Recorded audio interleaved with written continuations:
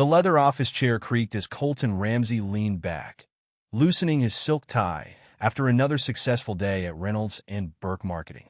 The Chicago skyline stretched before him through floor-to-ceiling windows, buildings glowing amber in the setting sun. His corner office on the 38th floor was a testament to 15 years of relentless dedication. The same dedication he'd given to his marriage. His phone buzzed. Another message from Lainey. Working late.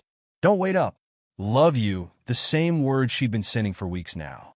The same excuse that had begun to sound as hollow as their goodbye kisses. He stared at the message, his thumb hovering over the screen, remembering a time when love you meant something real. Everything all right, Mr. Ramsey? He looked up to find Monica, his assistant of 8 years, standing in the doorway. Her coat was draped over her arm, reading glasses hanging from their chain around her neck. She had that knowing look she'd perfected over the years, the one that said she could see right through his forced smile. Just fine, Monica. He slipped his phone into his pocket. Have a good evening. You too, sir. She hesitated. And Mr. Ramsey? Whatever it is, you'll figure it out. You always do. After she left, Colton pulled up his calendar, the nagging doubt in his gut demanding attention. He started counting. Lainey had been working late exactly 12 times in the past month. The pattern was becoming impossible to ignore, just like the way she guarded her phone, the mysterious lunch meetings, and how she'd stopped wearing the diamond necklace he'd given her for their 10th anniversary. The drive home felt longer than usual, his thoughts circling like vultures. Traffic crawled along Lakeshore Drive, giving him too much time to remember all the little changes. How Lainey had started going to the gym more often, buying new clothes, spending extra time on her appearance. Changes that once might have seemed innocent, but now formed a pattern he couldn't unsee. 10 years of marriage. A decade of building a life together, of trust and commitment. He'd given her everything. The lakefront house she'd always wanted, the interior design business she'd dreamed of starting, unwavering support through every up and down. Or so he'd thought when he pulled into their driveway. Lainey's white Mercedes was already there. He checked his watch, 7:30 p.m. So much for working late. The house was quiet when he entered, but he heard the shower running upstairs. Their entrance hall still displayed the photos from happier times. Their wedding day, anniversaries, vacations. Colton stopped before a picture from their trip to Greece last year. Lainey's smile had seemed so genuine then, her arms wrapped around his waist as they posed before the Santorini sunset. Had she been faithful then? Or had the lies already begun? Lainey's purse sat on the kitchen counter, her phone next to it. She'd always been careful with that phone lately, never leaving it unattended. But now, as if fate had finally decided to show its hand, the screen lit up with a notification that Colton's hand trembled slightly as he reached for the phone. In 10 years of marriage, he'd never checked her messages before. Trust had been their foundation, or so he believed. The doubt that had been eating at him for weeks finally overcame his principles. The notification preview showed enough. Can't wait to see you again, baby. Last night was amazing. Same time next week. The sender's name made his blood run cold. Jackson Hale. Colton knew him. Everyone in their social circle knew Jackson Hale, the arrogant real estate mogul who thought his wealth made him untouchable. The same Jackson who was married to Delaney, who had attended their dinner parties, who had looked Colton in the eye and shaken his hand while sleeping with his wife. That a memory surfaced, sharp as broken glass. Last month's charity dinner at the Drake Hotel. Jackson had been there with Delaney, Lainey wearing that new red dress she'd bought specially for the occasion. Colton had noticed them talking, but hadn't thought anything of it. Now he remembered the subtle touches, the lingering glances, the way Lainey had laughed at whatever Jackson was saying. The shower stopped running upstairs. With precise movements, Colton placed the phone back exactly as he'd found it and moved to the living room. He poured himself 2 fingers of whiskey from the crystal decanter, a wedding gift from Lainey's parents. His hands were steady now, but inside, something had shattered when Lainey came downstairs, wrapped in her silk robe with wet hair clinging to her neck. She jumped slightly at seeing him. "Oh, you're home early." Colton took a slow sip of whiskey, studying her over the rim of his glass. The woman before him looked the same as always, his beautiful wife of 10 years. But now he saw her differently. Every gesture, every expression, seemed calculated false. Am I? His voice remained casual, controlled. Thought you were working late. She tucked a strand of hair behind her ear, a nervous tell he'd grown to recognize. The meeting finished earlier than expected. Must have been some meeting. His grip on the glass tightened imperceptibly. Important client? Just the usual end-of-quarter reports. She moved to the kitchen, keeping her back to him as she poured herself a glass of wine. The same wine Jackson had sent over after their last dinner party. How was your day? Enlightening. She turned, frowning slightly. What do you mean? Nothing. He finished his whiskey and stood. I'm going to take a shower. He climbed the stairs slowly, each step measured and deliberate. Their bedroom still smelled of her perfumed Chanel No. 5, his Christmas gift to her last year. How many times had she worn it for Jackson? The bathroom mirror reflected his face as he loosened his tie. He looked the same as he had this morning, but everything had changed. The man who'd left for work believing in his marriage was gone. In his place stood someone harder, colder, someone who would make them pay for every lie, every betrayal, every moment of mockery. Later that night, lying in bed beside her, Colton listened to Lainey's steady breathing. She'd fallen asleep easily, peaceful in her deception. He stayed awake, plans forming in his mind. This wasn't going to be a simple confrontation. No, they deserved something more elaborate, something that would destroy not just their affair, but their entire world. His phone buzzed softly, an email notification. The Thompson Charity Gala invitation had arrived, requesting the pleasure of their company next week. Colton smiled in the darkness. Sometimes the universe had a sense of irony. A.S. Lainey shifted in her sleep. Turning away from him, Colton made his decision. The gala would be perfect. Everyone who mattered in Chicago would be there, watching as he revealed every dirty secret, every lie, every betrayal. But first he needed an ally, someone who had as much to lose as he did, someone who would understand the need for revenge, that he needed to talk to Delaney Hale. Over the next week, Colton became a hunter stalking his prey. Each morning, he arrived at his office earlier than usual, using the quiet hours to build his case. His laptop became a repository of betrayal, a digital record of every lie, every secret meeting, every piece of evidence that would eventually bring their world crashing down. Cancel my lunch meetings this week, Monica, he instructed his assistant. I have some personal matters to handle. Those personal matters involved careful surveillance. The first day, he followed Lainey's Mercedes to the downtown business district. She parked near the Rivera Hotel, a discreet but expensive establishment. 20 minutes later, Jackson's black Range Rover pulled into the same garage. Colton sat in his car, photographing them with a telephoto lens he'd purchased specifically for this purpose. 2 hours later, they emerged separately, but their flushed faces and Lainey's slightly disheveled hair told the whole story. The next day, he hired a private investigator not to gather evidence, but to compile background information on Jackson Hale. The file arrived within hours, painting a picture of a man whose success was built on cutting corners and stepping on others. Jackson had started in real estate during the 2008 financial crisis, buying up foreclosed properties at rock-bottom prices from desperate families. He'd turned those tragedies into a fortune, expanding into commercial real estate and development. Now he owned half a dozen high-rises in downtown Chicago, each project surrounded by whispers of bribes and violated regulations. Mr. Ramsey? His investigator's voice crackled over the phone. There's something else you should know. Mr. Hale has a pattern. This isn't his first affair. Colton's grip tightened on his phone. Tell me everything. 3 years ago, he had an affair with his project manager's wife. When it came out, the manager was quietly transferred to their Detroit office. Last year, there was another incident with a client's wife. The client's business suddenly faced multiple code violations until they moved their contracts elsewhere. So he's a predator, Colton said softly. A careful one. He picks married women, preferably from his social circle. Makes them feel special, desired. Then when it falls apart, he has enough dirt on everyone to ensure their silence. But Jackson had made a mistake this time. He'd chosen the wrong man's wife. Colton spent his lunch hours parked outside their usual meeting spots, the River North Bistro, where they shared intimate lunches in a private booth. the boutique hotel in the Gold Coast where they disappeared for hours. He photographed everything, noting times, dates, locations, the evidence mounted.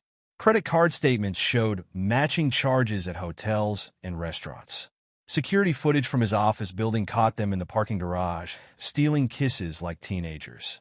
Each piece of evidence was carefully cataloged, building an ironclad case of their betrayal. One afternoon, he spotted them at a sidewalk cafe.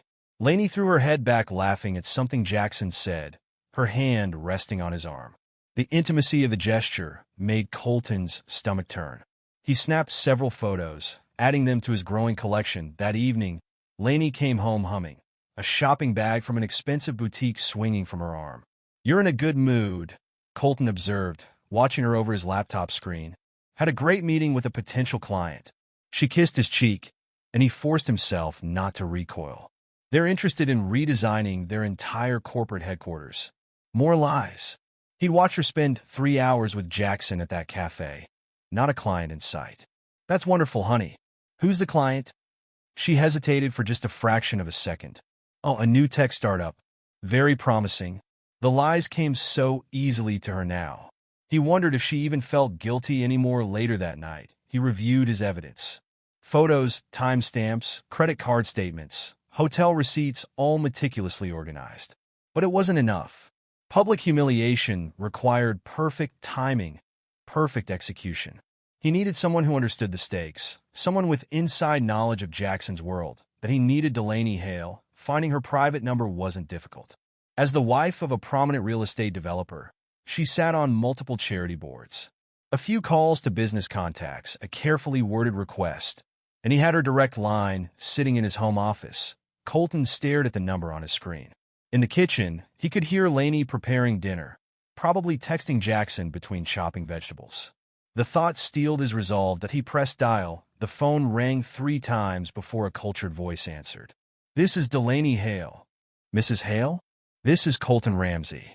We need to talk." "Colton?" Her voice carried a note of surprise. "What's this about?" "It's about our spouses. Could we meet somewhere private?" A long pause followed. He could almost hear her mind working, calculating possibilities and risks. Finally, she spoke, her voice careful and measured. "The Four Seasons, 2 hours. I'll have a private room reserved." Perfect. The pieces were falling into place. The Four Seasons private dining room exuded old money, with its cream-colored walls and crystal chandeliers casting warm light over mahogany furniture. Delaney Hale sat at the corner table, her posture perfect in a black Chanel blazer that probably cost more than most people's monthly rent. Her expression was carved from marble, but her manicured fingers drummed softly against the white tablecloth, the only sign of tension. "This better be important," she said as Colton sat down. "I don't appreciate cryptic phone calls." Colton placed a manila envelope on the table between them. "Your husband is sleeping with my wife." Delaney's hand froze halfway to her water glass. Her blue eyes narrowed, searching his face for any sign of deception. "Excuse me? I have proof." He opened the envelope methodically, laying out photographs, text messages, hotel receipts. They've been meeting for months, usually during late meetings or business lunches. She examined each piece of evidence with the precision of a jeweler appraising diamonds. The first photo showed Jackson and Lainey entering the Rivera Hotel. The second caught them at their favorite bistro, heads close together. The third, Jackson kissing Lainey in his car, made Delaney's perfectly painted lips thin into a hard line. "That son of a bitch," she whispered, her composure cracking slightly. Then, straightening her shoulders, "How long have you known?" "A week. I've been gathering evidence." Colton leaned back, studying her reaction. "I assume this isn't the first time?" Delaney laughed, but it held no humor. "Oh, Jackson has a type. Married women, preferably from our social circle. Makes them feel special, desired." She took a measured sip of water. "I've known about the others. Turn a blind eye for the sake of our position, our reputation. But this," she gestured at the photos, "this is different. Because it's personal? Because it's an opportunity." She met his gaze directly. "You didn't invite me here just to show me evidence. You have a plan?" Colton smiled coldly. The Thompson Charity Gala is next week. Everyone who matters in Chicago will be there, including our unfaithful spouses. And instead of confronting them now, giving them a chance to spin their lies, we make them watch their world burn. He pulled out the gala invitation.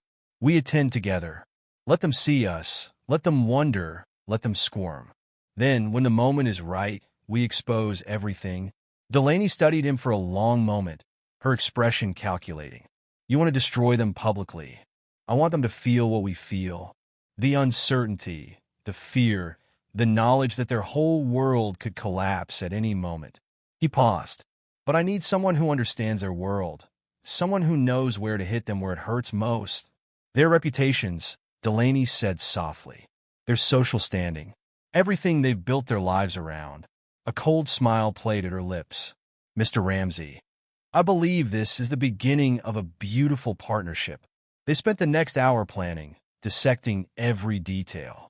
Delaney would arrive in Colton's car, making their entrance impossible to ignore. They would coordinate their movements throughout the evening, always visible, always together. Jackson hates not being in control, Delaney explained, her voice rich with years of observation. He'll start making mistakes, especially if he thinks I might know about the affair. And Laney can't stand being ignored, Colton added. Seeing us together will drive her crazy, but she won't be able to say anything without exposing herself. The beauty of it, Delaney mused, is that they'll have to watch and wonder. Is it real? Do we know? Are we actually together? Or is it all for show? She raised her wine glass. It's rather poetic, don't you think? Making them experience the same uncertainty they inflicted on us. Speaking of uncertainty, Colton pulled out another envelope, this one thicker than the first. I had these drawn up yesterday. Delaney opened it, her eyebrows rising slightly as she read. Divorce papers. Well prepared, I see. I believe in being thorough. As do I. She reached into her designer handbag, producing her own envelope. Already had my lawyers draft them. I was just waiting for the right moment. Their eyes met in perfect understanding. This wasn't just about revenge. It was about justice, about taking back control from those who had betrayed them. To new beginnings, Delaney raised her glass. And spectacular endings. Colton clinked his glass against hers. They spent another hour refining their plan. Every detail had to be perfect. Their arrival time, their behavior, the gradual escalation that would drive Laney and Jackson to distraction. One last thing, Delaney said as they prepared to leave. No backing out. Once we start this, we see it through to the end. Trust me, Colton's voice was steel wrapped in silk. Backing out is the last thing on my mind. The week before the gala stretched like a wire-pulled taut, ready to snap. Colton moved through his days with calculated precision, each moment bringing him closer to the night of reckoning. At home, he maintained his facade of ignorance, watching Laney's preparations with cold amusement. She bought a new dress for the gala, an elegant black number that cost more than most people's rent. Probably purchased with the credit card he'd given her for their 10th anniversary. The irony wasn't lost on him. What do you think? Laney asked, modeling the dress in their bedroom mirror. Not too much. It's perfect, he replied, and it was perfect for her public humiliation. You'll be the center of attention. She beamed at his response, completely missing the dark promise in his words. You're sweet. Oh, and don't forget to pick up your new tux from the tailor. Already done? He didn't mention that he'd chosen a different tux, one that would complement Delaney's dress perfectly. They'd planned every detail, down to the color of his pocket square, matching her jewelry. Throughout the week, Colton and Delaney coordinated via secure emails, leaving nothing to chance. They met twice more, each time in different locations to avoid suspicion. The Four Seasons had been replaced by discreet coffee shops in neighborhoods where neither Laney nor Jackson would think to look. Jackson's getting nervous, Delaney reported during their last meeting, stirring her espresso with precise movements. He noticed I've been taking calls in private. Started asking questions about my schedule. Good. Colton checked his phone, where a text from Laney claimed she was at a supplier meeting. His tracking app showed her at the Rivera Hotel. Let him squirm. I had my lawyers add something special to the divorce papers. Delaney's smile was razor sharp. a clause about moral turpitude that'll cost him control of 3 of his biggest properties. Thorough. I learned from the best. Him? She leaned forward. What about your preparations? Colton pulled out his phone, showing her the latest addition to their plan. I hired someone to record everything at the gala. Multiple angles, professional quality. When this hits social media, there won't be a single society event in Chicago they'll be welcome at again. 2 days before the gala, Lainey grew clingy, almost desperate for his attention. It was as if she sensed something coming, some instinct warning her of the approaching storm. She suggested they have dinner together, cook at home like they used to. I miss spending time with you, she said, chopping vegetables in their kitchen. We've both been so busy lately. Colton watched her hands move, remembering all the times they'd cooked together in happier days. Yes, we have been busy, haven't we? All those late meetings, client dinners.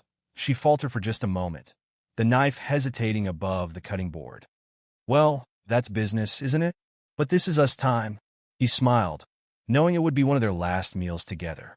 Of course, us time. The night before the gala, Colton reviewed everything one final time. The divorce papers waited in his safe, every page carefully prepared to strip Lainey of everything she'd gained through their marriage.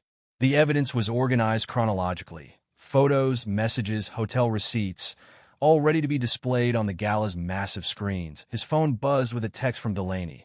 Everything ready for tomorrow. All set. No turning back now, good. They won't know what hit them. Colton stood at their bedroom window, looking out over the Chicago skyline. Behind him, Lainey slept peacefully, unaware that this would be their last night as husband and wife. Tomorrow, her comfortable world would shatter like fine crystal dropped on marble floors that he thought about their marriage vows, about promises of faithfulness and honor. She'd made those promises while looking into his eyes, her voice steady, her smile bright. All lies. Tomorrow, she'd learn the price of betrayal. His phone buzzed one last time. Delaney again. Sweet dreams. Tomorrow, we take back everything they stole from us. Colton smiled into the darkness. Tomorrow, Chicago's elite would witness a scandal they'd never forget. Tomorrow, Lainey and Jackson would learn that their clever little affair had been the biggest mistake of their lives. But tonight? Tonight was for savoring the anticipation, for knowing that in less than 24 hours, justice would be served cold, calculated, and without mercy. The Thompson Charity Gala transformed the Crystal Ballroom of the Drake Hotel into a glittering spectacle of wealth and power. Crystal chandeliers cast golden light over Chicago's elite as they paraded in their finest. Air thick with expensive perfume and whispered gossip, Colton watched through the tinted windows of his Mercedes as the valet helped Delaney out. She was stunning in a deep blue designer gown that whispered money and power, diamonds glinting at her throat and ears. Their entrance had been timed perfectly, fashionably late enough to ensure all eyes would be on them. Ready? He asked, offering his arm, that Delaney's red lips curved into a predatory smile. Born ready. Let's give them a show they'll never forget. Through the grand doors, they could already see Lainey and Jackson inside. They were standing near the bar, champagne flutes in hand, looking perfectly at ease in their betrayal. Lainey wore the new black dress, while Jackson sported a custom tuxedo that probably cost more than most people's cars. Remember, Delaney whispered, her grip tightening on Colton's arm. Let them come to us. The more we ignore them, the faster they'll crack. They made their entrance with calculated grace. The effect was immediate. Conversations stuttered to a halt as heads turned. Whispers rippled through the crowd like wind through tall grass. Is that Colton Ramsey with Delaney Hale? But aren't they? Oh my God, look at Lainey's face. Colton caught the exact moment Lainey saw them. The color drained from her face, her champagne flute freezing halfway to her lips. Beside her, Jackson's confident smirk faltered, his knuckles whitening around his glass. Mr. Ramsey, Richard Thompson, their host, approached with an outstretched hand. And Mrs. Hale, what a unexpected pleasure to see you together. Richard, Colton smiled warmly, shaking his hand. Delaney and I have been working closely on some exciting new ventures. Very exciting, Delaney added, her voice carrying just far enough to reach Lainey and Jackson. Colton has been absolutely instrumental in helping me explore new opportunities. The innuendo wasn't lost on anyone, least of all their spouses. From the corner of his eye, Colton saw Lainey set her glass down with shaking hands. "Darling." Delaney touched his arm, the gesture intimate and deliberate. "Shall we get some champagnes?" They moved through the crowd like royalty, accepting greetings and making small talk while steadfastly ignoring their spouses. Every touch, every laugh, every whispered conversation was choreographed for maximum impact. "They're watching us," Delaney murmured behind her champagne glass. "Jackson looks like he's about to burst a blood vessel." "Good." Colton placed his hand on the small of her back, leading her toward the dance floor. "Let's give them something else to watch." The orchestra was playing a slow waltz. Colton pulled Delaney close, their bodies moving together with practiced ease. They'd rehearsed this, knowing every eye in the room would be on them. "Your wife is about to have a meltdown," Delaney observed, her lips curved in amusement. "She's changed colors 3 times in the last minute. Jackson's not doing much better. Look at how he's grinding his teeth." They continued their dance, every movement designed to torture their watching spouses. Colton's hand traced patterns on Delaney's back. She laughed at something he whispered in her ear. To anyone watching, they looked like two people in the throes of a new romance. Finally, Lainey cracked. She moved toward them with determined steps, her face a mask of forced politeness. "Colton," her voice was tight, controlled. "Could I speak with you for a moment?" He turned to her slowly, as if just noticing her presence. "Lainey, you look tense. Is everything all right? Please." She glanced at Delaney, then back to him. "Just for a minute?" Colton pretended to consider it, his hand still resting possessively on Delaney's waist. "Actually, I promised Delaney the next dance. Perhaps later. This is important. More important than my date." He raised an eyebrow. "That would be rather rude of me, wouldn't it?" Lainey's composure slipped for just a moment, raw panic flashing across her face. "What are you doing?" she hissed, dropping all pretense. "Dancing," he replied simply. "With a beautiful woman. Is there something wrong with that?" The orchestra shifted to another slow dance as Lainey stood there, her composure crumbling by the second. Around them, other guests pretended not to watch while hanging on every word. "Colton, please." Lainey's voice dropped to a desperate whisper. "What's going on between you and Delaney?" He turned to Delaney with a soft smile. "What do you think, darling? Should we tell her what's going on?" Delaney traced a finger down his lapel. "I think some things are better left to the imagination.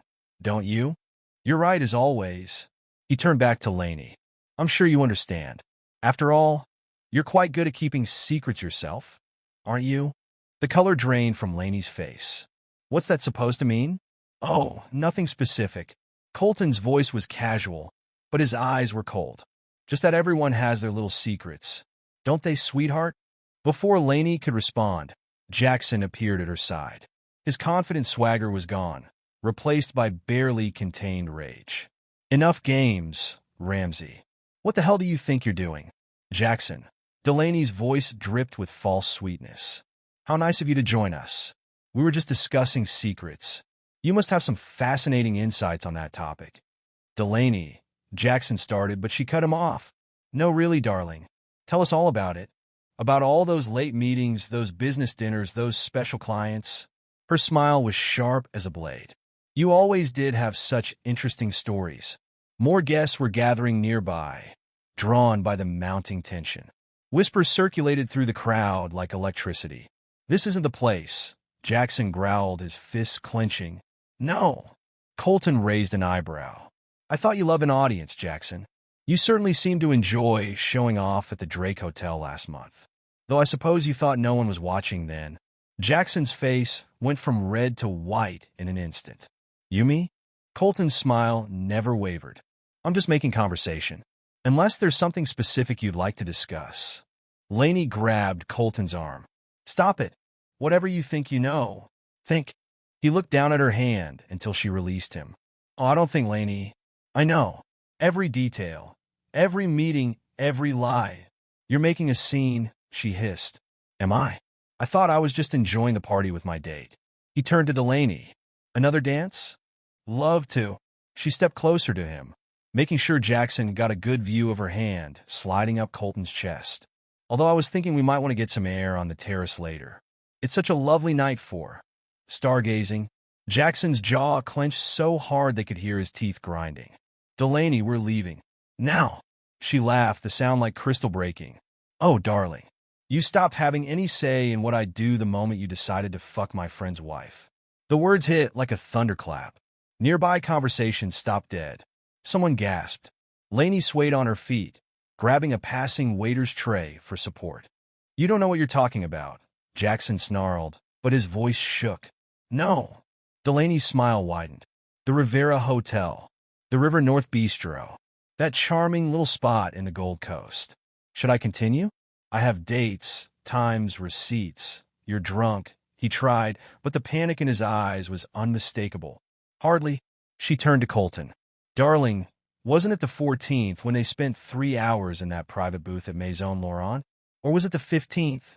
The 14th, Colton confirmed, his voice cold and precise. The same day, Lainey told me she was working late on the Peterson account. Funny coincidence that Lainey made a small, broken sound. Colton, I can explain. Can you? He turned to her, and for the first time, let her see the full force of his rage. Can you explain why you broke every vow we made? Why you looked me in the eye and lied day after day? Why you let this piece of shit touch you? Don't talk about him like that. The words burst from her before she could stop them. The silence that followed was deafening. Lainey clapped a hand over her mouth, realizing too late what she'd revealed. Well, Colton's voice was deadly quiet. At least now we know where your loyalties lie. Jackson stepped forward, trying to salvage some control of the situation. You think you're so clever, don't you, Ramsey? Playing these games, making these accusations, games? Colton laughed, but there was no humor in it. You want to talk about games, Jackson? Like the game where you fuck other men's wives? Or the one where you pretend to be a respectable businessman while destroying families? Watch your mouth, Jackson warned, his face darkening. Or what? You'll try to ruin me like you did to Richard Martinez when your affair with his wife came out? Or Thomas Blake when you couldn't keep your hands off his wife? Colton stepped closer, his voice dropping. You're a predator, Jackson. A pathetic little man who gets off on taking what belongs to others. I said watch your mouth. Jackson's control snapped. He lunged forward, grabbing Colton's lapel. The room erupted in gasps and exclamations. But Colton didn't move, didn't even flinch. He just smiled, cold and deadly. Go ahead, he said softly. Show everyone exactly who you are. Jackson's grip on Colton's lapel tightened, his knuckles white with rage. The crowd around them drew back, forming a circle of shocked faces and whispered commentary. You think you can come in here, Jackson snarled, spread your lies, try to ruin my reputation? Your reputation? Colton's laugh was cold enough to freeze blood. The only person who ruined your reputation is you. I'm just making sure everyone knows exactly who Jackson Hale really is. You don't know anything about me. I know everything. Colton didn't move to break free, his calm only infuriating Jackson further. Every dirty deal, every affair, every time you've destroyed lives for your own pleasure. Tell me, does it make you feel powerful? Taking other men's wives? Ruining families? Jackson, stop. Lainey's voice cracked with panic. Please, you're making it worse. Shut up. Jackson snapped at her. And in that moment of distraction, Colton moved with lightning speed. He grabbed Jackson's wrist and twisted, forcing the bigger man to release his grip. Jackson stumbled back, his face contorting with rage. Don't you ever, Colton's voice was lethal, tell my wife to shut up. Your wife? Jackson sneered, recovering his balance. The same wife who's been warming my bed for months? The one who begs for me, who can't get enough. Colton's fist connected with Jackson's jaw before he could finish the sentence. The crack of impact echoed through the ballroom like a gunshot. Jackson reeled backward, blood trickling from his split lip. For a moment, complete silence fell over the room. Then Jackson touched his bleeding mouth, looked at his red-stained fingers, and lunged with a roar of rage. His wild swing caught Colton's shoulder, but Colton had been ready for it. He stepped into the punch, using Jackson's momentum against him to drive his fist into the man's ribs. The sound of cracking bone was viscerally satisfying. "Colton, stop!" Lainey screamed, but her voice seemed to come from very far away. Jackson tried to grapple, but his technique was sloppy, all fury and no finesse. Colton slipped under his guard and delivered a brutal uppercut that snapped Jackson's head back.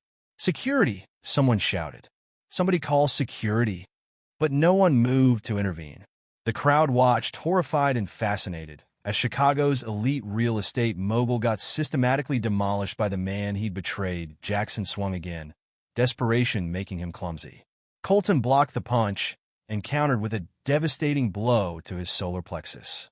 As Jackson doubled over, gasping for air, Colton grabbed his hair and drove his knee into the man's face. Blood sprayed across the marble floor. Jackson went down hard, his nose clearly broken. "Get up," Colton commanded, his voice eerily calm. "Show everyone how tough you are, Jackson. Show them what a big man you are." Jackson tried to rise, blood streaming down his face, but Colton's foot caught him in the ribs, sending him sprawling again. "What's wrong?" Colton circled him like a predator. "Not so confident without your lies to hide behind?" "You're insane," Jackson choked out, spitting blood. "No." Colton crouched beside him, his voice pitched for Jackson alone. "I'm just better than you. At everything. Including this."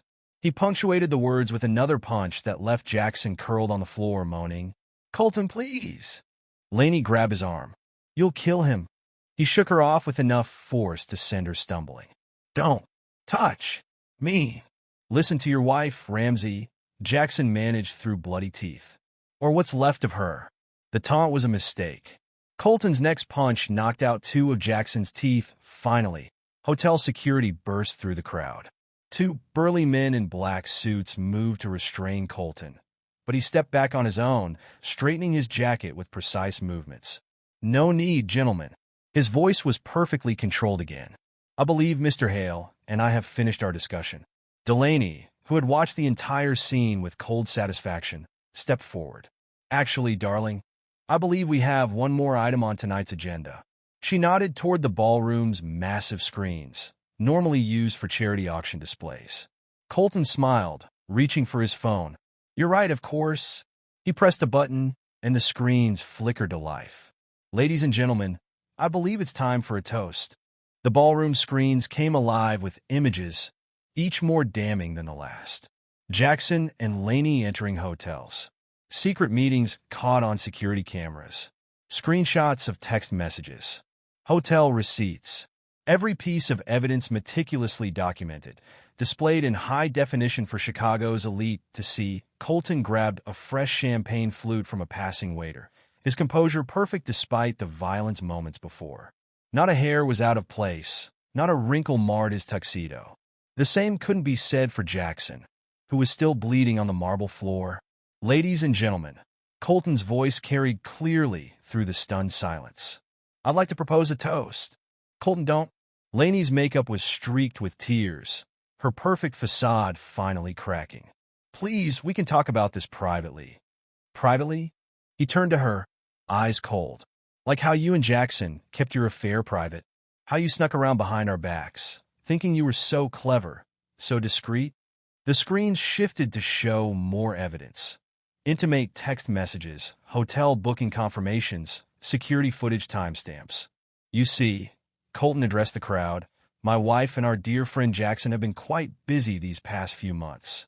While I was working to build our life together, while Delaney was playing the devoted wife, these two were meeting in hotel rooms across Chicago." Gasps and whispers rippled through the crowd. Several guests pulled out their phones, recording everything. "Colton," Lainey sobbed, "I can explain." "Explain?" His laugh was sharp as broken glass. "Explain how you broke every vow we made? How you looked me in the eye and lied, day after day?" "No, Lainey, you don't get to explain." He nodded to Delaney, who produced an envelope from her clutch. "In fact," she said, her voice carrying clearly, "I don't think either of you will be doing much explaining anymore." She walked to where Jackson was struggling to sit up, security guards hovering uncertainly nearby. With deliberate movements, she opened the envelope and let the papers flutter down around him. "Divorce papers, darling," she announced. Plus evidence of your multiple affairs, fraudulent business dealings, and tax evasion. I'm sure the IRS and the Securities and Exchange Commission will find it fascinating reading. You can't, Jackson sputtered through his bloody mouth. I already have. She smiled, cold and triumphant. You taught me well, remember? Always keep leverage on everyone. I learned from the best. Colton pulled out his own envelope, thick with legal documents. And Lainey, these are for you. He tossed the papers at her feet. She stared at them, her face ashen. No, she whispered. Yes. He raised his glass. So, let's toast. To my dear wife and our friend Jackson. To their secrets and lies. To their arrogance in thinking they'd never be caught. To karma, Delaney added. Raising her own glass with elegant precision, Lainey crumpled to the floor, sobbing openly now. Jackson tried to stand, but couldn't manage it, his injuries and humiliation leaving him broken on the marble. You've ruined everything, Lainey choked out. No, sweetheart. Colton's voice was ice. You did that all on your own. I just made sure everyone knows exactly who you are. He turned to address the shocked crowd. And speaking of everyone knowing, the evidence you've seen tonight has already been sent to every major news outlet in Chicago. I'm sure tomorrow's headlines will be fascinating reading. You bastard, Jackson growled from the floor. That's rich, coming from you. Colton smiled, but it never reached his eyes. How's your face feeling, by the way? I hope I didn't damage anything permanently. Though I suppose your modeling career was never going to take off anyway. Delaney stepped over her husband's prone form like he was nothing more than a minor obstacle. I think it's time we made our exit, darling.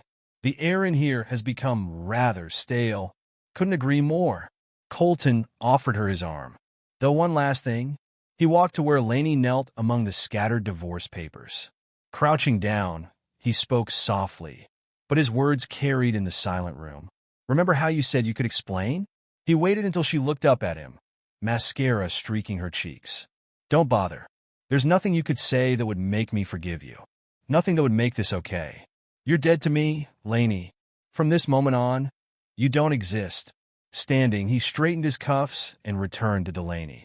Together, they walked toward the exit, the crowd parting before them like the Red Sea behind them. They left destruction.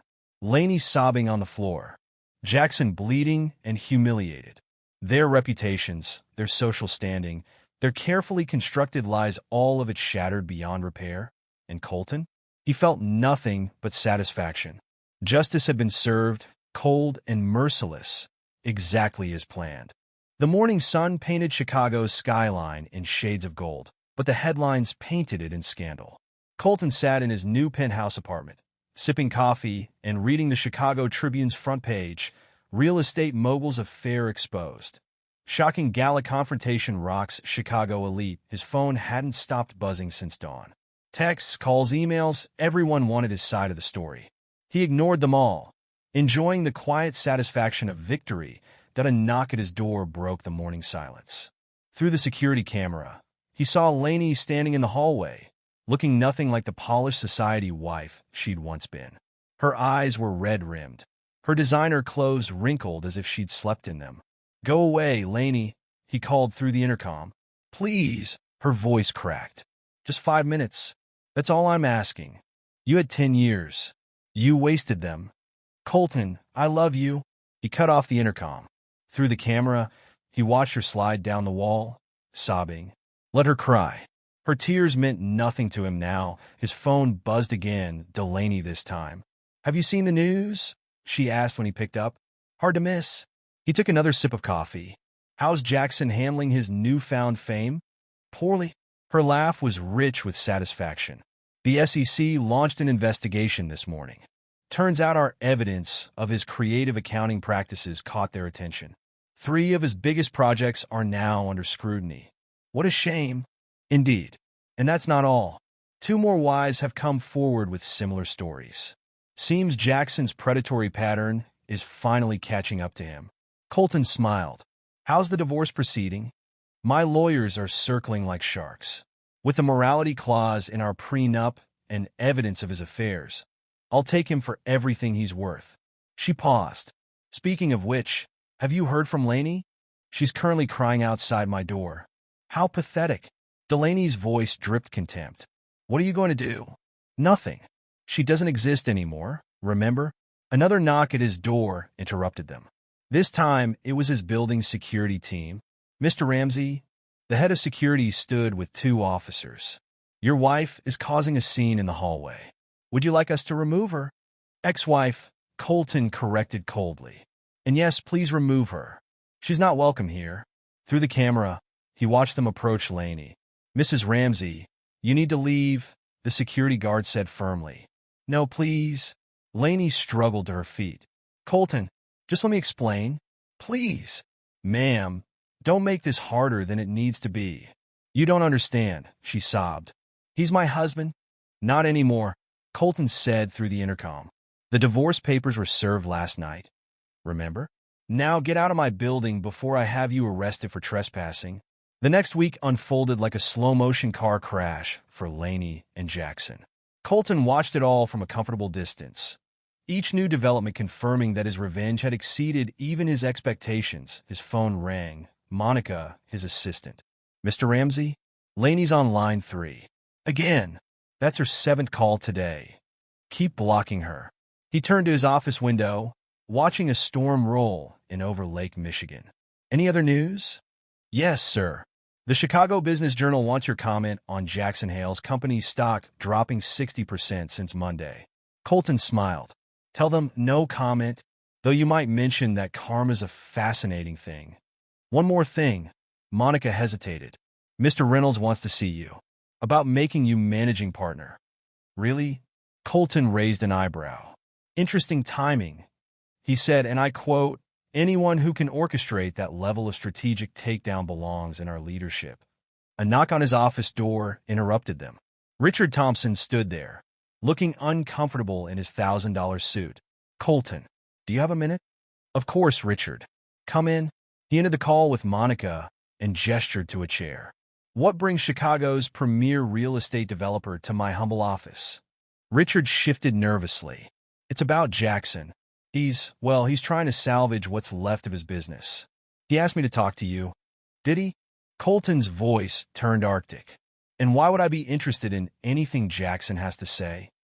Look, what he did was wrong. Unforgivable, even. But his company employs hundreds of people.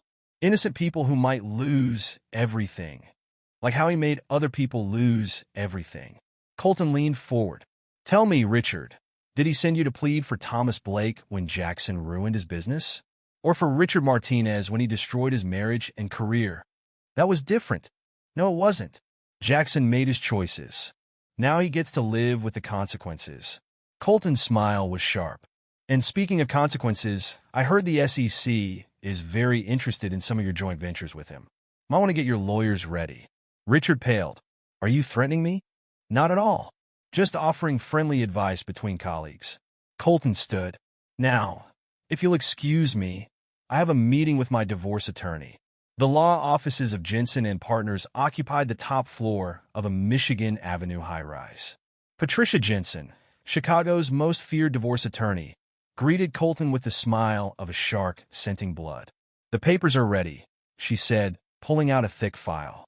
Your wife, excuse me, soon-to-be ex-wife won't know what hit her. Has she hired representation? Tried to. But after that gala video went viral, most top firms won't touch her. Afraid of antagonizing your connections. Patricia's smile widened. She's working with some strip mall lawyer from Naperville. Perfect. Colton reviewed the documents. What about the house? You'll keep it. The prenup is ironclad, and with proof of her infidelity, she violates the morality clause. She gets nothing except what she brought into the marriage. Good. He signed where indicated. Make sure she's served at her office. Maximum embarrassment. His phone buzzed a text from Delaney. Turn on Channel 5 News. Now he grabbed the remote from Patricia's desk, switching on the wall-mounted TV. Jackson's bruised face filled the screen, standing outside his office building while reporters shouted questions. Mr. Hale, is it true the SEC is investigating your company? What about the allegations of systematic fraud? Have more women come forward about affairs? Jackson looked nothing like the confident mogul he'd once been. His designer suit hung loose, his face still showing traces of Colton's beating. "I have no comment at this time," he stammered. "My attorneys will, Mr. Hale." Another reporter pushed forward. "Sources say your biggest investors are pulling out. Is your company facing bankruptcy?" The fear that flashed across Jackson's face was answer enough. Colton watched with satisfaction as the man who'd thought himself untouchable crumbled on live television. His phone buzzed again. "Delaney. Beautiful, isn't it?" Watching them fall apart very. "How are the divorce proceedings going?" "Wonderfully. My lawyers found offshore accounts he thought he'd hidden." "I'm taking everything," Colton was about to reply when Patricia interrupted. "There's something else you should see." She handed him her tablet, showing a social media post from Laney. "I know I made terrible mistakes. I betrayed the best man I've ever known. Colton, if you're reading this, please. I'm begging for a chance to explain, to make things right. I'll do anything." "Pathetic," Colton muttered, handing back the tablet. "Make sure that post gets included in the divorce filing. Shows she's admitting to the affair publicly." "Already done?" Patricia gathered the papers. "You know, in 20 years of handling divorces, I've never seen a more thorough destruction of someone's life. It's almost beautiful. Almost." Colton stood, straightening his tie. "It's a masterpiece." A month after the gala, Chicago's social landscape had shifted dramatically. Colton sat in his new corner office at Reynolds and Burke, now as managing partner, reading the latest headlines on his tablet. Hale Properties files for bankruptcy. SEC investigation expands. More charges expected. Society scandal leads to mass exodus of investors. His intercom buzzed. "Mr. Ramsey? Laney's mother is here to see you." Colton sighed. "Send her in." Eleanor Williams entered, looking every bit the society matron in her Chanel suit and pearls.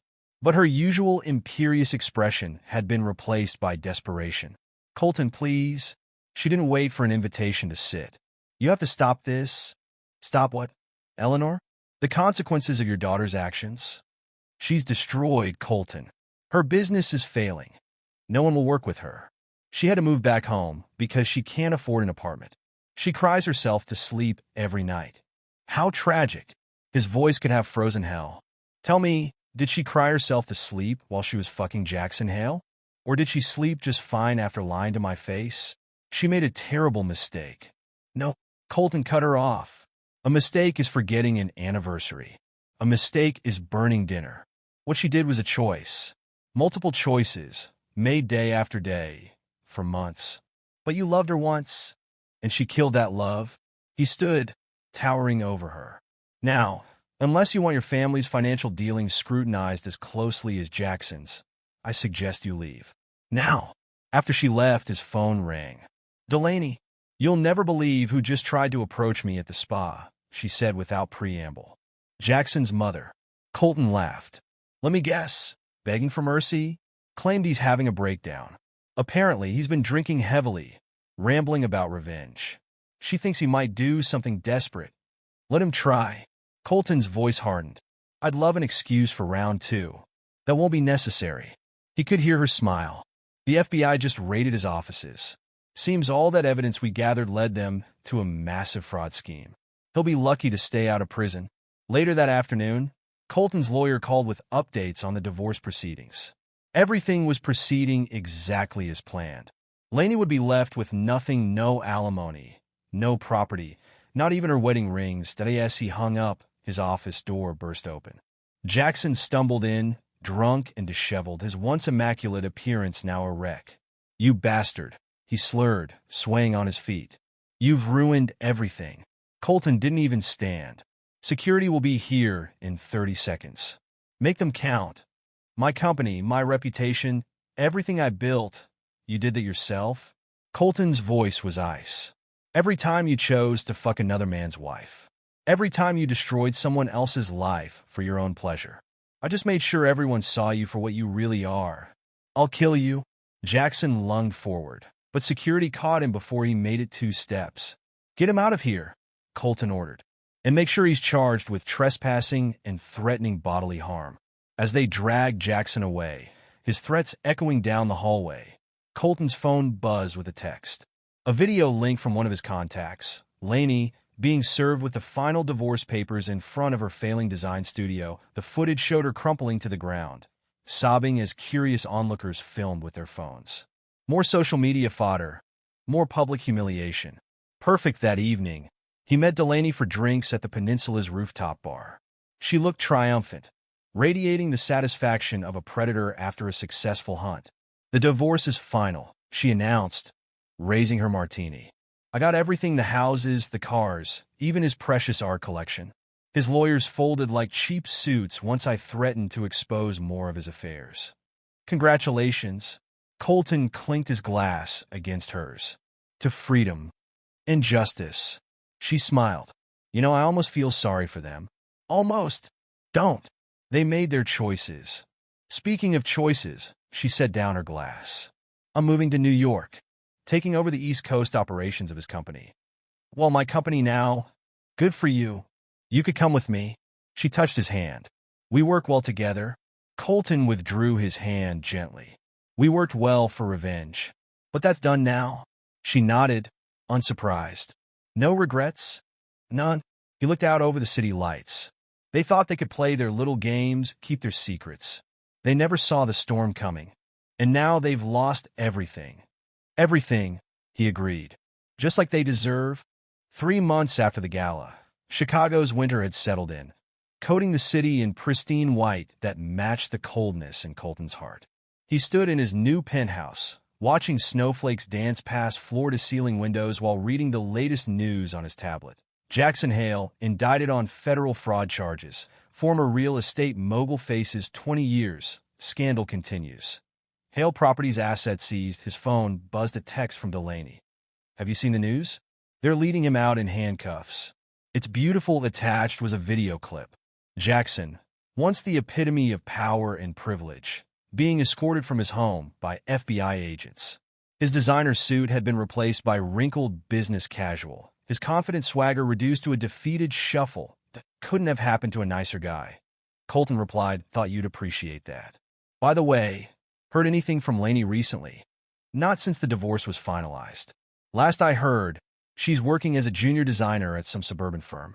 Quite a fall from her own Chicago studio. Karma's a bitch." Speaking of which, settling in well in New York. The view from Jackson's former office is spectacular. Colton smiled, remembering how thoroughly Delaney had stripped her ex-husband of everything. She'd taken control of his company, his properties, even his club memberships. The man who'd thought himself untouchable was now facing prison with nothing left to his name. A notification popped up on his tablet.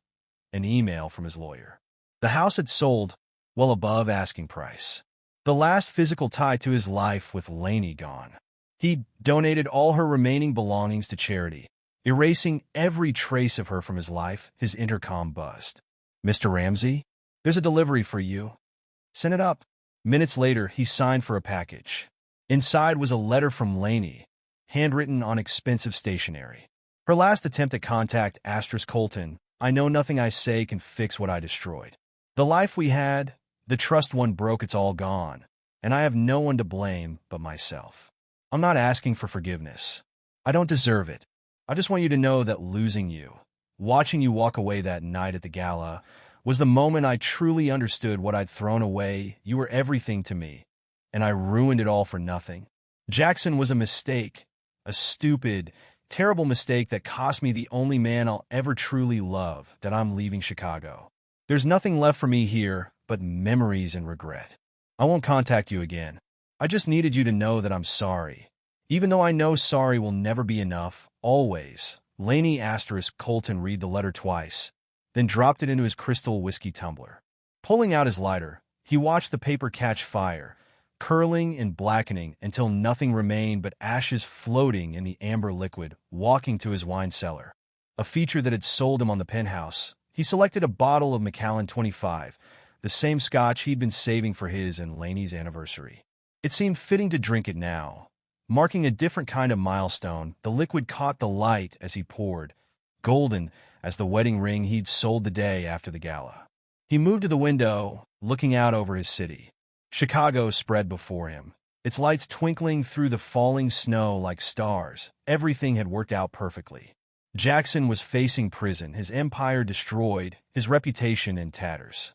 Lainey had lost her business, her social standing, her entire world.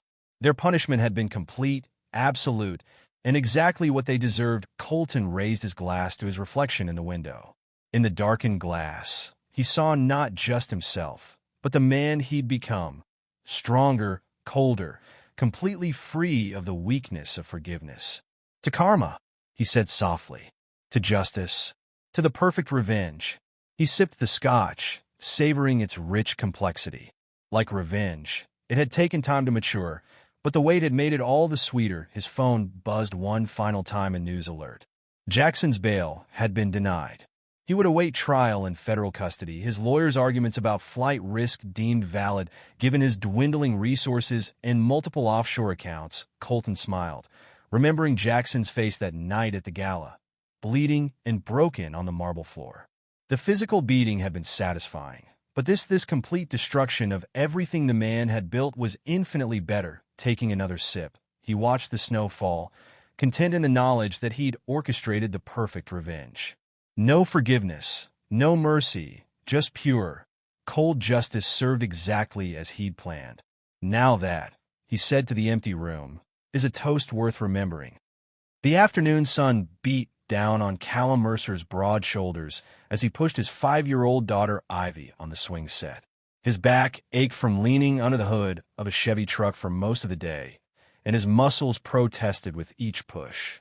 The neighborhood park sat empty on this Tuesday afternoon, just the way he liked it. No other parents to make small talk with, no other kids for Ivy to compete with for the swings. Just the two of them under the Texas sky, the air still heavy with summer heat despite it being late September. After a 10-hour shift at Mike's auto shop, his hands were still stained with grease despite the thorough scrubbing he'd given them. The black lines etched into his calloused palms had become a permanent feature over his 15 years as a mechanic. He'd changed into a clean gray t-shirt before picking up Ivy from kindergarten, but the smell of motor oil still clung to him, mixing with the scent of cut grass from the park. "Higher, Daddy," Ivy squealed, her blonde pigtails bouncing with each push. Her small hands gripped the chains so tight her knuckles whitened, but her face showed nothing but pure joy. Callum smiled, his weathered face softening at the sound of her laughter. The lines around his eyes, usually furrowed in concentration as he worked, relaxed as he watched his daughter soar through the air.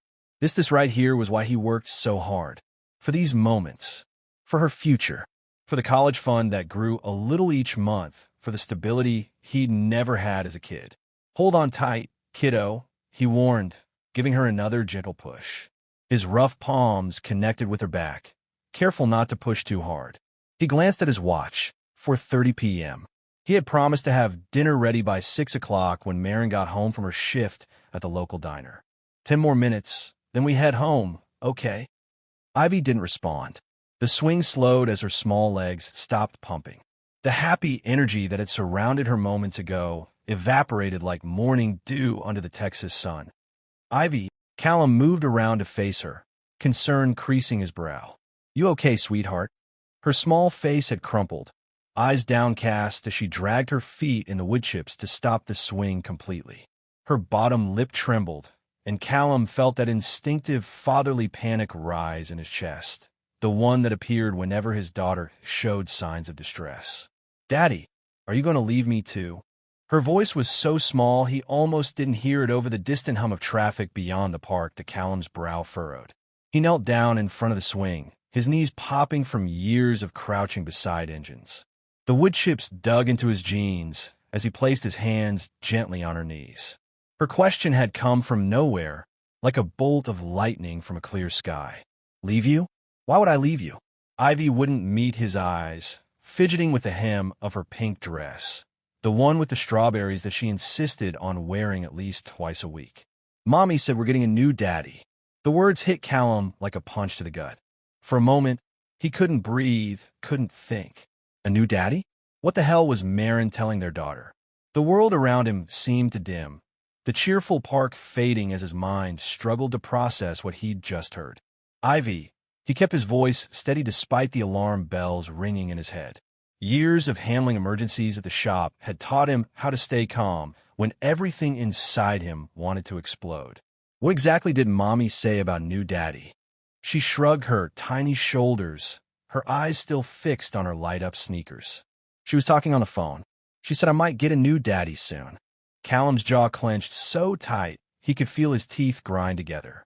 He'd noticed Maren being distant lately, always on her phone, staying out later than her shifts required.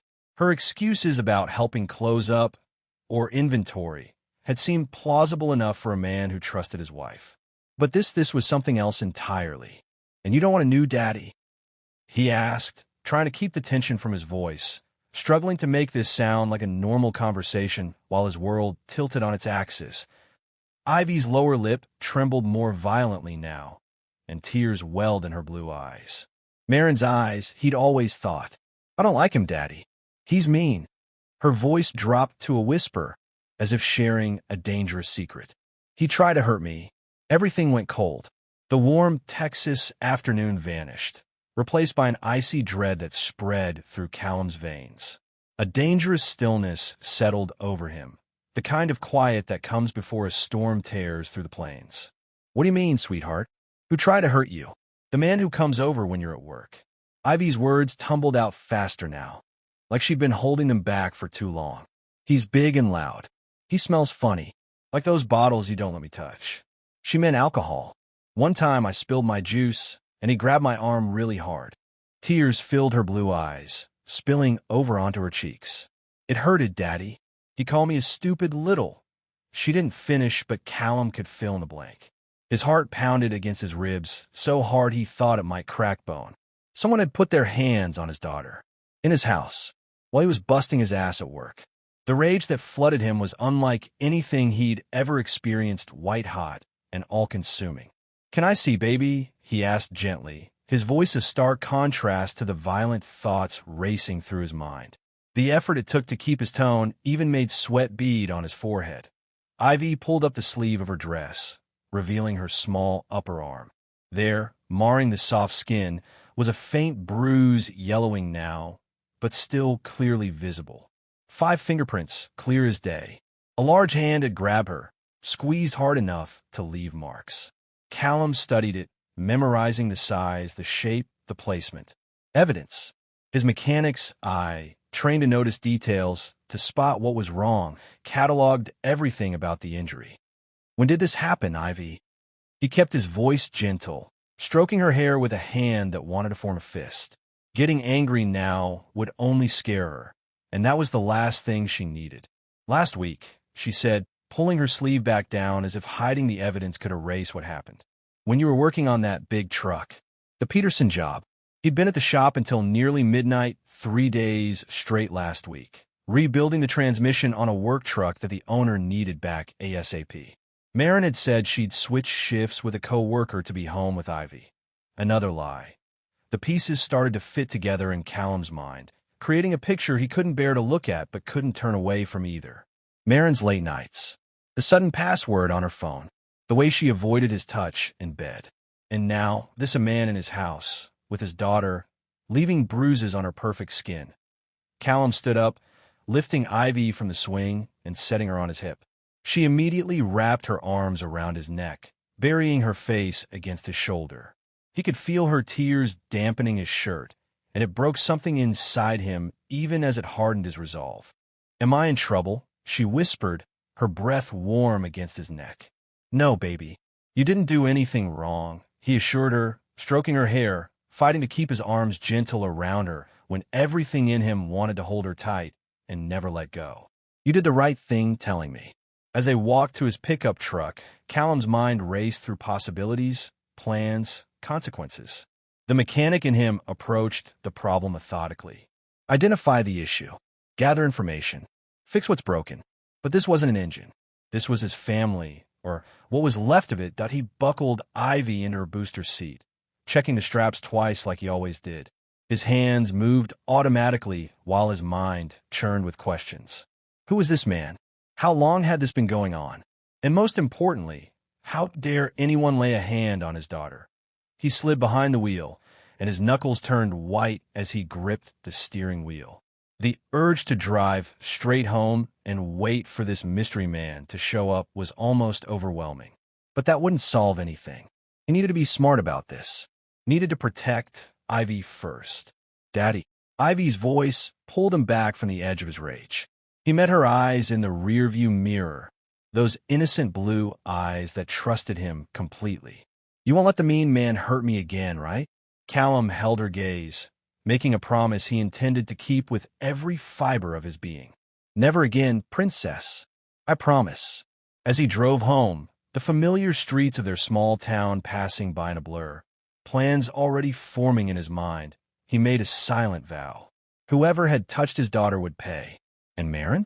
She'd made the biggest mistake of her life. The truck's engine rumbled beneath them, a sound that had always brought Callum comfort.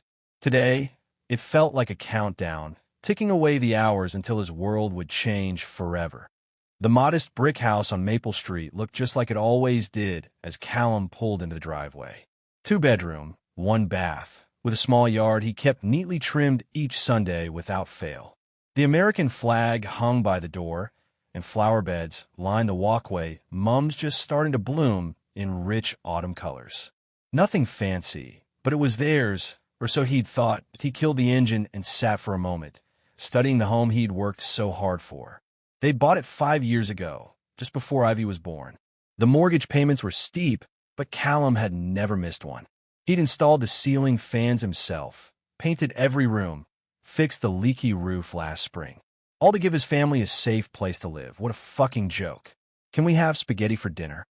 Ivy asked, already unbuckling her seatbelt with practiced fingers.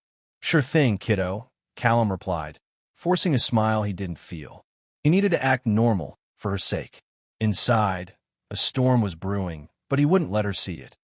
Ivy ran inside ahead of him, her earlier fear seemingly forgotten as she headed straight for her toys in the living room corner. The resilience of children, how quickly they could bounce back. Callum stood in the doorway for a moment, taking in the living room with new eyes. The worn brown couch where he collapsed after long shifts. The small TV they'd saved up for last Christmas. The family photos on the wall, Marin with her arm around him, both of them smiling at Ivy's 4th birthday party. Her blonde hair catching the sun, his arm protective around her waist. The happy family. The lie they'd been living. The clock on the wall read 5:10 p.m. Marin wouldn't be home for almost an hour. Plenty of time to start dinner and to look for evidence. Ivy, why don't you watch some cartoons while I make dinner, he suggested, turning on her favorite show. The colorful characters immediately captured her attention, giving Callum the freedom to move through the house unquestioned. He went to their bedroom first, closing the door quietly behind him. The bed was made, Marin's doing. He never bothered when he was the last to leave in the morning. Her perfume lingered in the air, the same vanilla scent she'd worn since they'd met. Once, it had driven him crazy. Now it just turned his stomach. Callum checked Marin's nightstand first, sliding open the drawer. Nothing unusual, just her reading glasses, some hand cream, a paperback romance novel. Her side of the closet, clothes, shoes, nothing out of place. He ran his hands along the top shelf, behind the stacks of sweaters, seeking anything hidden. Nothing. He checked under the mattress, behind the dresser, in every place he could think someone might hide evidence of an affair. The jewelry box her mother had given her nothing but the earrings he'd bought her for their anniversary and her grandmother's pearls. The shoebox at the back of the closet, just old photos and birthday cards. Frustration mounted as he found nothing concrete. Was he wrong? Was Ivy confused? But those bruises couldn't be explained away. And the new daddy comment? A 5-year-old wouldn't make that up. The bathroom was his next stop. He rifled through the drawers, finding only the usual toiletries. It wasn't until he checked the bathroom trash that he found something. Buried beneath tissues was a receipt from the liquor store 3 days ago when Marin had claimed to be working late. 2 bottles of wine and a pack of cigarettes. Marin didn't smoke. Never had. Callum stared at the receipt, a muscle twitching in his jaw. More evidence. More lies. He pocketed the receipt and continued his search, moving into the kitchen to start dinner as promised. Water for the pasta. Ground beef from the fridge. Onions, garlic, the sauce Ivy liked. His hands moved automatically through the familiar motions while his mind processed what he knew. Someone was coming to his house when he was at work. This person had hurt Ivy. Maren was telling their daughter she might get a new daddy. Maren was lying about her schedule. Maren was buying cigarettes for someone. It wasn't much to go on, but it was enough to know his marriage was a sham. He chopped the onion with more force than necessary, the sharp knife coming down against the cutting board with precise, angry cuts. How long had this been going on? Had she ever loved him? Or was he just a paycheck, a father for her child, a fix-it man for the house? The questions burned in his mind as he stirred the sauce, the rich smell filling the kitchen while bitterness filled his heart. That'd be why the time he heard Maren's car pull into the driveway. Dinner was ready, and Ivy was setting the table with the plastic plates. She loved the ones with different zoo animals on them. Callum had decided not to confront Maren yet. He needed more information and a plan. Rushing in without thinking would only make things worse. The front door opened, and Maren's voice called out, "Something smells good." She walked into the kitchen, wearing the blue uniform from the diner, her blonde hair pulled back in a messy ponytail. A smudge of what looked like ketchup stained the front pocket. She looked tired, but then she always did after shift points 7 years ago, when they'd met at his friend's barbecue. That smile had made his heart race. She'd been the prettiest girl there, laughing at his jokes, touching his arm when she talked. He'd fallen hard and fast, proposed within 6 months. Now, all he felt was disgust. "Just spaghetti," he answered, keeping his voice neutral as he filled Ivy's cup with apple juice. "How was work?" "Busy," she sighed, dropping her purse on the counter. She bent to kiss Ivy's head, then reached for Callum, aiming for his cheek. He turned away, pretending to check the garlic bread in the oven. "Dinner's ready. Better eat while it's hot." If Maren noticed his coldness, she didn't comment.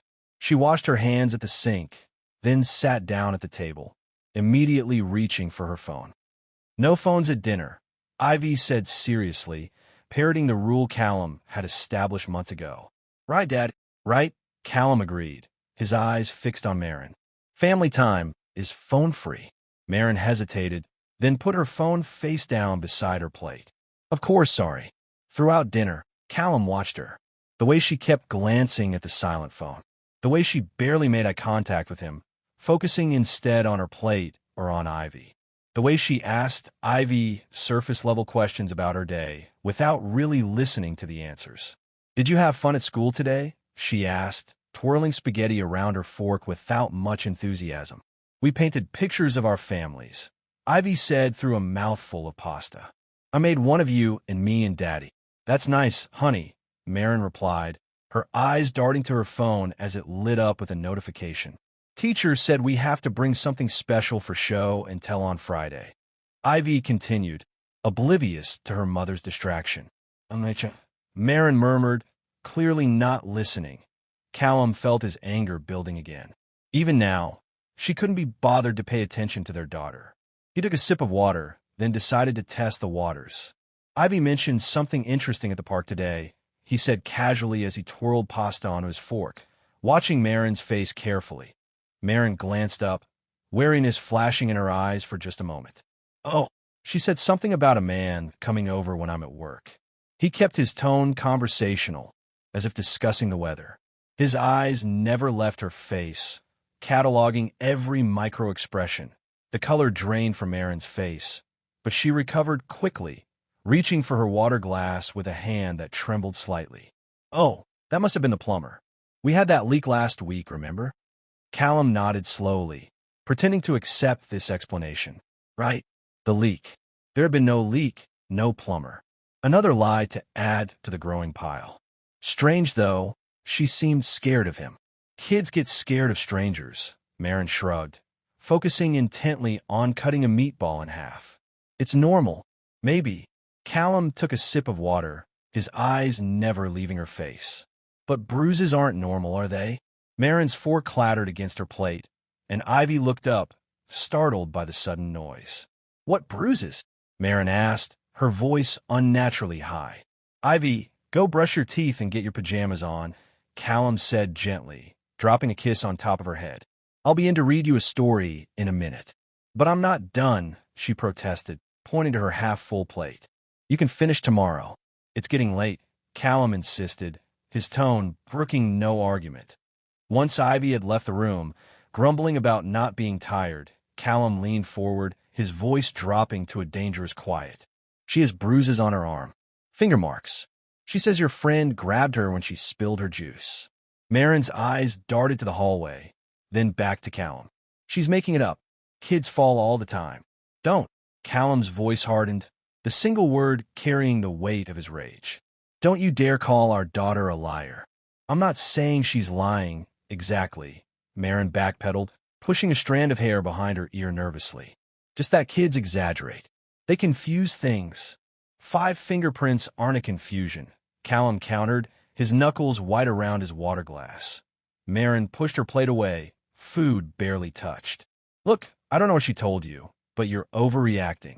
There's no mysterious man, no bruises. Then explain this. Callum took out his phone, showing her a photo he'd taken of Ivy's arm while she was watching cartoons. The bruise was clearly visible, unmistakably in the shape of adult fingers. Marin stared at the photo, then looked away, unable to meet his gaze. Like I said, kids fall. 5 fingerprints, Marin. Callum put the phone down with deliberate care, the control in his movements masking the chaos in his mind. That's not from a fall. She stood up abruptly, the chair scraping loudly against the linoleum floor. I don't have to listen to this. I work all day, I come home tired, and now you're accusing me of what exactly? I haven't accused you of anything. Yet, Callum remained seated, his voice deadly calm. The calm before the storm. But I will find out what's going on in my house when I'm not here. Count on it. Marin fled the room, muttering about needing a shower. The bathroom door slammed, and moments later, Callum heard the water running. He cleared the table mechanically, scraping plates into the trash, loading the dishwasher, wiping counters. Normal actions for a life that was crumbling around him. His mind raced as he worked. Her reaction told him everything he needed to know. She was hiding someone, and she was desperate to keep it hidden. The receipt, the bruises, Ivy's comments, Marin's lies had all pointed to one conclusion. An affair. A dangerous one that when the kitchen was clean, Callum went to Ivy's room. She sat on her bed in her favorite pajamas, the ones with unicorns, clutching her stuffed rabbit named Hoppy. Her damp hair smelled of the strawberry shampoo she insisted on using, and her cheeks were pink from the warm water. Ready for your story? He asked, sitting beside her on the bed that seemed too small for his large frame. She nodded, handing him the book she'd chosen, the one about the Bear family they'd read 100 times before. He read it with all the character voices she loved, maintaining the routine despite the turmoil in his heart. When he finished, he tucked her in with extra care, pulling the covers up to her chin. "Daddy," she whispered as he was about to turn off the lamp. "Can you leave the nightlight on?" "Of course, princess," he said, switching on the star-shaped light that cast a soft blue glow across the room. "No bad dreams tonight, okay?" "Okay, Daddy." She yawned, clutching Hoppy tight. "I love you bigger than the sky. I love you bigger than the whole universe," he replied, their nightly ritual unchanged despite everything. He kissed her forehead, breathing in the sweet scent of her hair, letting it calm the storm inside him. When he returned to the living room, Marin was on the couch, scrolling through her phone with a glass of wine in hand. Her hair was wet from the shower, and she'd changed into sweatpants and a t-shirt. She didn't look up when he entered. "We need to talk," he said, sitting in the armchair across from her rather than beside her on the couch. "Not now, Cal. I'm tired." She didn't meet his eyes, her thumb continuing to scroll through whatever she was looking at. "Who is he?" Callum asked directly, done with games, done with lies. That Marin's head snapped up, her eyes wide. "What?" "The man who comes here when I'm working." "Who is he?" Callum kept his voice level, but there was no mistaking the steel beneath his words. She laughed, but it sounded forced, brittle. "There's no... You're being paranoid." "Am I?" Callum leaned forward, elbows on his knees. "Ivy said you told her she's getting a new daddy. That sounds pretty specific for a 5-year-old to make up." Marin's face flushed with anger, 2 bright spots of color on her cheeks. "You're going to believe the imagination of a child over your own wife? Real nice, California. When my child has bruises and is afraid of a man who comes to our house. Yeah, I'm going to believe her." Callum stood up, too restless to remain seated. "I've got an early shift tomorrow. I'll sleep on the couch tonight." Maren didn't protest. She didn't beg him to stay in their bed. She didn't even look at him as he grabbed a blanket from the hall closet and a pillow from their bedroom. Her lack of reaction was its own kind of confirmation. As he lay on the too small couch, staring at the ceiling fan slowly rotating above him, Callum knew sleep wouldn't come easily. The evidence was mounting, but he needed more. Needed to see for himself exactly what was happening in his house when he wasn't there. Tomorrow, he decided. Tomorrow he would find out the truth, no matter how ugly it might be. The next day, dragged by at the shop, Callum went through the motions, oil changes, brake checks, a timing belt replacement, but his mind was elsewhere. On Ivy, on Maren, on the unknown man who had dared to hurt his daughter. During his lunch break, he made a call to Mike, his boss. "Need to leave early today, Mike." "Family stuff," he said, keeping it vague. "Everything okay?" Mike asked, concern evident in his gruff voice. In the 15 years Callum had worked for him, he'd rarely asked for time off. "I'll figure it out," Callum replied. "Just need to take care of something." "Take what time you need," Mike assured him. "Thompson can finish that Honda you're working on." When afternoon came, Callum cleaned his tools meticulously, wiped the grease from his hands, and changed into the clean shirt he kept in his locker. He needed to set the stage properly to AT home. He made a show of getting ready for an evening shift. "Going back in tonight," he told Maren, who sat at the kitchen table scrolling through her phone. "Peterson wants his truck done by tomorrow morning." "I thought Thompson was helping with that," she said, not looking up. The fact that she knew Thompson's name, knew the details of his work schedule, might once have pleased him. Now it just reminded him how many lies he'd been telling her over dinner each night, sharing the mundane details of his day while she was planning. "What, exactly? To replace him?" "He is, but there's still plenty to do." Callum shrugged, grabbing his keys. "Don't wait up." She nodded absently, already back to her phone. "Ivy has a play date at Jessica's. I'll pick her up at 7. Good. Ivy would be safe, away from whatever might happen tonight. Instead of heading to the shop, Callum drove around the neighborhood for 20 minutes, giving Maren time to believe he was gone for the night. Then he parked his truck a block over on Elm Street, where he had a clear view of his driveway and front door. The large oak tree provided enough shade to keep him hidden as he settled in to wait, watching as the sun began its descent toward the horizon. For nearly an hour, nothing happened. A neighbor walked his dog past Callum's truck, nodding a greeting without recognizing him in the fading light. Children played in a yard across the street, their laughter carrying on the evening breeze. Normal life continuing while Callum's hung in the balance. At 8:15 p.m., Maren's car backed out of the driveway. Off to pick up Ivy, he assumed. He watched her drive away, wondering if she'd bring their daughter home to the man who had hurt her. But at 8:30 p.m., before Maren could possibly have reached Jessica's house, a beat-up blue truck pulled into Callum's driveway. His breath caught in his throat as a man stepped out tall, muscular, with tattoos covering both arms. He wore jeans and a dirty white tank top, a cigarette dangling from his lips, smoke curling into the evening air. Without hesitation, the man walked up to Callum's front door, pulled out a key, and let himself in like he owned the place without a key. The bastard had a key to his house that Callum's hands clenched in a fist so tight his nails bit into his palms. So that's him. The man who had been in his home, in his life, without his knowledge. The man who had put his hands on Ivy. This wasn't just about cheating anymore. This wasn't about his wounded pride or broken marriage. This was about Ivy's safety, about a man who had hurt his child being given free access to their home. The porch light cast long shadows as the door closed behind the intruder. Callum sat motionless in his truck, rage and betrayal washing over him in equal measure. Inside that house, his house, bought with his sweat and sacrifice, was the man who had put bruises on his daughter's arm. The man his wife had chosen over her own family. For a moment, Callum considered storming in right then, confronting this stranger in his home, demanding answers, delivering the justice his fists ached to dispense.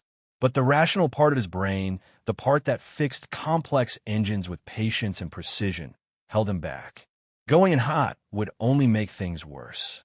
He needed to be smart. Needed to think of Ivy first. Callum checked his watch. 8:35 p.m. Marin would be back with Ivy soon. He couldn't let his daughter walk into this situation. Couldn't let her see the man who had hurt her. Couldn't risk putting her in danger again. He pulled out his phone and called Marin's cell. It rang 4 times before she answered, the sound of children's voices in the background. "Cal, what's up?" she asked, sounding genuinely surprised to hear from him. "Hey, change of plans," he said, keeping his voice casual despite the rage boiling inside him. "Can you take Ivy to my mom's for the night? I might finish earlier than I thought, and I'd like to take you out. Just the 2 of us." There was a pause on the other end. "Take me out? Tonight?" "Yeah," he said, watching the windows of his house for any sign of movement. "It's been a while since we had time alone." Another pause. He could almost hear the wheels turning in her head, calculating what this meant for her plans. "I guess I could. Your mom won't mind. You know she loves having Ivy over," Callum said, tension making his voice tight despite his efforts. "Just drop her off and come home. I'll be there by 9:30. "Okay," Marin agreed too quickly. "See you soon." Callum hung up, his mind racing. Ivy would be safe at his mother's. And now he had time to figure out exactly what was going on in his house, who this man was, and what he was going to do about it. That he sat in his truck, watching his home, planning his next move. Now that Ivy was taken care of, he could focus on the betrayal unfolding before him. On the man who had waltzed into his life, hurt his child, and threatened everything he'd worked for. The porch light cast long shadows as the door closed behind Wes. Callum sat motionless in his truck, rage and betrayal washing over him in equal measure. Inside that house's house was the man who had put bruises on his daughter's arm. The man his wife's had chosen over her own family. Callum knew what he had to do now. This ended here. This ended today. Callum's first instinct was to storm into the house, fists clenched and ready. The rage pulsing through his veins demanded action, demanded that he confront the man who'd hurt his daughter. But the rational part of his brain, the part that had kept him alive through 15 years of working with dangerous machinery, held him back. Storming and half-cocked would accomplish nothing. He needed evidence, proof that couldn't be denied or explained away, something concrete that would stand up in court if it came to that. Callum reached into his glove compartment and pulled out his phone. He opened the camera app, switched it to video mode, and zoomed in on his front door.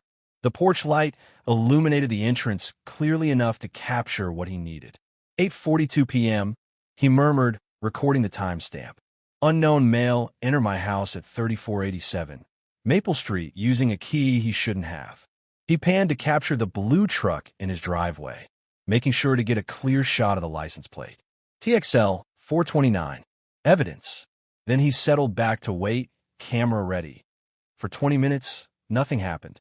The house remained quiet, just a single lamp visible through the living room window. Callum checked his watch repeatedly, wondering where Marin was, hoping she'd taken Ivy to his mother's as instructed. His phone buzzed with a text. "Marin, dropped Ivy off. Be home in 15. Good. At least Ivy was safe. At 9:05 p.m., movement caught his eye. The living room curtain shifted, and Callum could see Wes moving around inside. He was carrying what looked like 2 bottles. Beer, probably. Making himself right at home. "That's right, you bastard," Callum muttered, recording every movement. "Drink up. Enjoy it while you can." At 9:18 p.m., Marin's car pulled into the driveway. Callum adjusted his position to get a better angle, capturing her as she stepped out. She'd changed clothes since he'd seen her last now, wearing a tight black dress he didn't recognize, her hair down around her shoulders. She'd put on makeup too, dark lipstick visible even in the dim light. She wasn't dressed for a casual night at home. She was dressed for a date. That Callum's grip tightened on his phone as he recorded Marin walking up to the front door.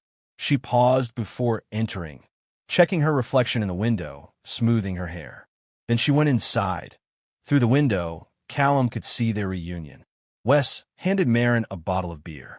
She laughed at something he said, tossing her hair back in a gesture Callum had once found endearing.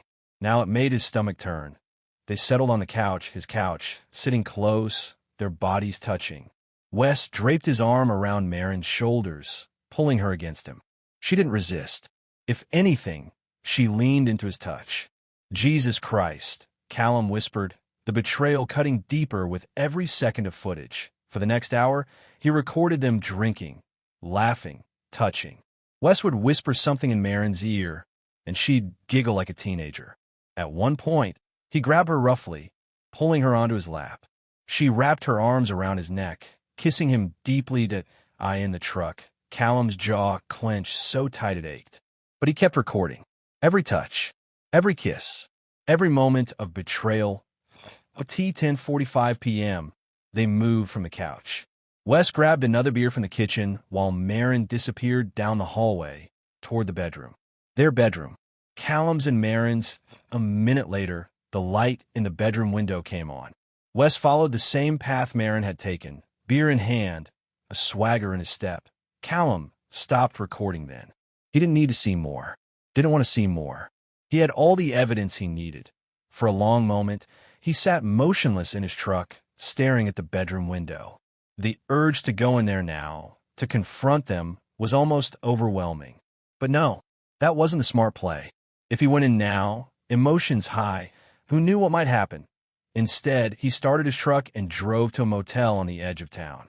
He paid cash for a room, ignored the clerk's curious look at his lack of luggage, and locked himself inside the sparse space. Sitting on the edge of the bed, he reviewed the footage he'd captured. Wes entering with a key, Marin arriving. The two of them drinking, laughing, kissing in his living room. All of it damning. All of it proof of the life she'd been living behind his back. Callum sent the video files to his email as backup, then set an alarm for 6 a.m. He didn't expect to sleep, but exhaustion claimed him eventually, pulling him into a fitful rest filled with images of Wes's hands on his daughter's arm, on his wife's body. Tomorrow, he decided as consciousness slipped away. Tomorrow, this ended. Callum woke before his alarm, the motel room still dark around him. For a disorienting moment, he couldn't remember where he was or why. Then it all came flooding back, the bruises on Ivy's arm, the man in his house, Marin's betrayal. He showered quickly in the lukewarm water, scrubbing away the night's sweat and grime. The face that stared back at him from the bathroom mirror looked older than it had just days ago. Lines of anger and determination etched around his eyes. By 7:30 a.m., he was parked outside his mother's house. The modest one-story home where he'd grown up looked exactly as it always had: flower boxes under the windows, wind chimes on the porch, a welcome mat that had seen better days. His mother answered the door in her bathrobe, coffee mug in hand. "Callum? I didn't expect you so early." "Morning, Mom." He kissed her cheek. "Ivy's still asleep?" "Out like a light." She studied his face, concern creasing her brow. "You look terrible. What's going on?" "Just some things I need to take care of," he said, not meeting her eyes. "Can Ivy stay with you a little longer? Just till this afternoon?" His mother's gaze sharpened. The woman who'd raised him alone after his father walked out wasn't easily fooled. "Callum James Mercer. Where are you planning?" "Nothing illegal," he assured her, which wasn't exactly an answer. "I just need to have a conversation with Marin without Ivy around." She sighed, recognizing the stubborn set of his jaw, the same expression she'd seen countless times as he grew up. "Fine, but call me afterward, you hear? Let me know everything's okay." "I will. Promise." He squeezed her shoulder. "Tell Ivy I'll pick her up after lunch." "And Mom?" "Thanks." As he drove toward home, Callum rehearsed what he would say, how he would confront Marin with the evidence, what he would do when not if Wes was still there to... He pulled into his driveway at 8:15 a.m. The blue truck was still parked where it had been the night before. Good. He wanted to face them both. The house was quiet as he unlocked the front door. The living room showed evidence of last night's activities: empty beer bottles on the coffee table, Marin's shoes kicked off by the couch, a man's jacket thrown over the armchair. Callum moved silently through the house, his work boots barely making a sound on the carpet. The kitchen was empty, but he could hear movement down the hall. Running water. Someone was in the shower. He sat at the kitchen table and waited, his phone on the table in front of him, the damning video queued up and ready to play. 0.5 minutes later, Marin walked into the kitchen, humming softly. She wore an oversized t-shirt that Callum had never seen before, her hair wet from the shower. She froze when she saw him, her eyes widening in shock. Cal! Her hand flew to her throat. You're home early. Callum said nothing, just watched her, noting the way her gaze darted to the hallway, then back to him. Calculating. Always calculating. I thought you'd be at work already, she continued, trying to sound casual and failing miserably. Do you want some coffee? I was just about to make. Sit down, Marin, Callum interrupted, his voice cold and controlled. Something in his tone made her comply immediately. She sank into the chair across from him, hands twisting nervously in her lap. Cal, what's going on? Where's Ivy? Safe. He stared at her, searching for any sign of the woman he'd married. The woman he'd trusted with his life, with his child. Far away from here. Marin swallowed hard. You're scaring me. Good. Callum set his phone on the table and pressed play. Want to explain this to me? The video started playing, Wes using a key to enter their home. Marin's arrival. Their embrace in the living room. All color drained from Marin's face as she watched. Cal, I can explain. Can you? He stopped the video, his finger hovering over the screen. Can you explain why a stranger has a key to my house? Why he's drinking my beer? Why he's kissing my wife? It's not what it looks like, she stammered, the lies so blatant it was almost laughable. It's exactly what it looks like, Callum countered. You're cheating on me. In our home, where our daughter lives. Marin's eyes filled with tears. Cal, I was lonely. You're always working. Shut up. His voice cut through her excuses like a blade. This isn't just about you screwing around. This is about Ivy. He leaned forward, closing the distance between them. Did you know your boyfriend hurt our daughter? Marin's face flickered with guilt a brief flash, there and gone, but Callum caught it. She knew. She'd known and done nothing. It wasn't that bad. She started. Callum's fist slammed into the wall beside her head, the drywall cracking under the impact. Marin flinched, shrinking back in her chair. Not that bad? He snarled, his control slipping for the first time. He put bruises on her arm, Marin. He scared her so badly she's afraid to sleep without a nightlight. And you let him back into our house? Back near our daughter? Marin shook her head, tears streaming down her face. He didn't mean to hurt her. It was an accident. Bullshit. Callum straightened up, disgust written across his features. You chose him over your own child's safety. What kind of mother does that? You don't understand, Marin pleaded, reaching for his hand. Callum pulled away as if her touch might burn him. I understand perfectly. You. The sound of a door opening down the hall cut him off. Heavy footsteps approached the kitchen, accompanied by a low, masculine grumble. Babe, where'd you put my phone? I need to. Wes stopped short as he entered the kitchen, his eyes landing on Callum. For a tense moment, no one moved. Wes stood in the doorway, wearing nothing but jeans, his chest bare, hair still damp from the shower. A tattoo of a snake wrapped around his right bicep, its fangs bared in a permanent snarl. Then he grinned, a slow, mocking smile that didn't reach his eyes. Well, hell, guess she told you. Callum didn't hesitate. He launched himself across the kitchen, his fist connecting with Wes's jaw in a blow that sent the larger man crashing into the kitchen table. Dishes clattered to the floor, shattering on impact. Cal, stop! Marin screamed, jumping back from the violence. Wes recovered quickly, wiping blood from his split lip. You son of a bitch, he growled, lunging at Callum. They collided in the middle of the kitchen, grappling for control. Wes had height and weight on his side, but Callum had 15 years of physical labor behind him, muscles hardened from lifting engines and wrestling with stubborn machinery. Wes landed a punch to Callum's ribs that knocked the wind from him. Pain flared along his side, but Callum pushed through it, grabbing Wes by the shoulders and slamming him against the refrigerator. Magnets and photos cascaded to the floor, Ivy's drawings, a school schedule, a family photo from happier times. You think it's funny? Callum growled, punctuating each word with a shake that rattled Wes's head against the refrigerator door. Putting your hands on my kid? Get off me, man. Wes tried to push him away, but Callum's grip was iron. Answer me, Callum demanded, slamming him again. You think it's okay to hurt a 5-year-old girl? To grab her hard enough to leave bruises? The brat spilled juice all over my new boots. Wes spat, struggling against Callum's hold. She needed to learn some respect. Something snapped inside Callum at those words. The last thread of restraint, of civilization, gave way to pure, protective rage. His fist connected with Wes's face once, twice, 3 times in rapid succession. Blood spurted from Wes's nose, splattering across the white refrigerator door. Respect. Callum hissed, his voice deadly quiet. I'll teach you about respect. He dragged Wes away from the refrigerator, throwing him into the center of the kitchen. Wes stumbled, off balance and dazed from the blows. Callum didn't give him time to recover. He followed with a punch to the solar plexus that doubled Wes over, gasping for air. Cal, please.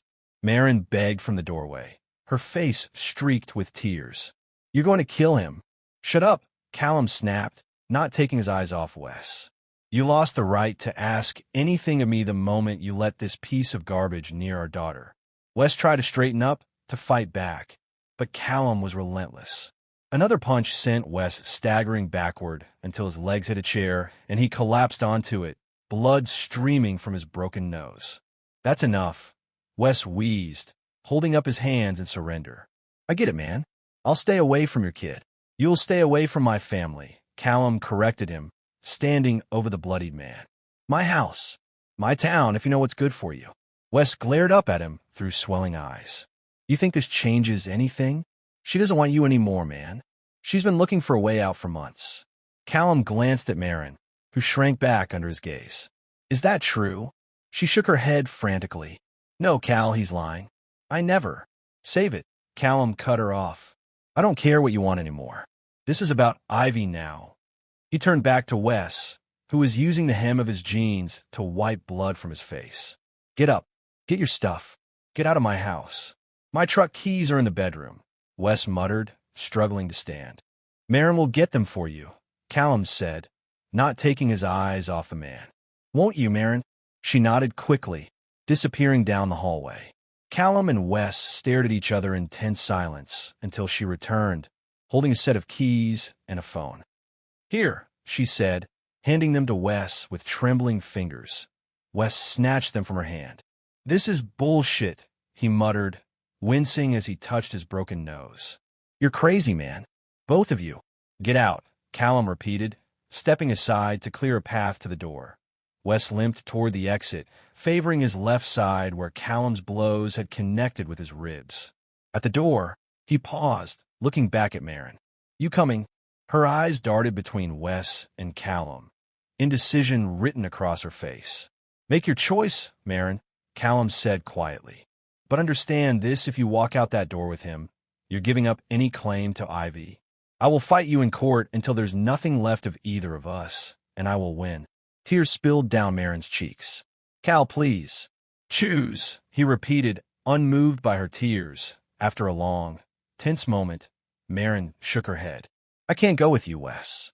Anger flashed across Wes's battered face. After everything I did for you, you're choosing him. I'm choosing my daughter, Marin whispered, not looking at either man. Wes spat on the floor, a glob of bloody saliva landing on the linoleum. Whatever. You're not worth this shit anyway. He stalked out, slamming the door behind him. Through the kitchen window, Callum watched Wes climb into his truck, his movements stiff and pained. The engine roared to life, and the blue truck peeled out of the driveway, tires squealing on the pavement. When he turned back to Marin, his eyes were cold. Don't think this means we're okay. She nodded, wiping away tears. I know. I couldn't leave Ivy. You already did, Callum said, his voice flat. The moment you let that man near her, you left her. Marin sank into a chair, her shoulders slumped in defeat. What happens now? Callum looked around the kitchen at the broken dishes, the blood on his refrigerator, the shattered remains of the life they'd built together. Now, he said, his eyes narrowing, I'm not done with you yet.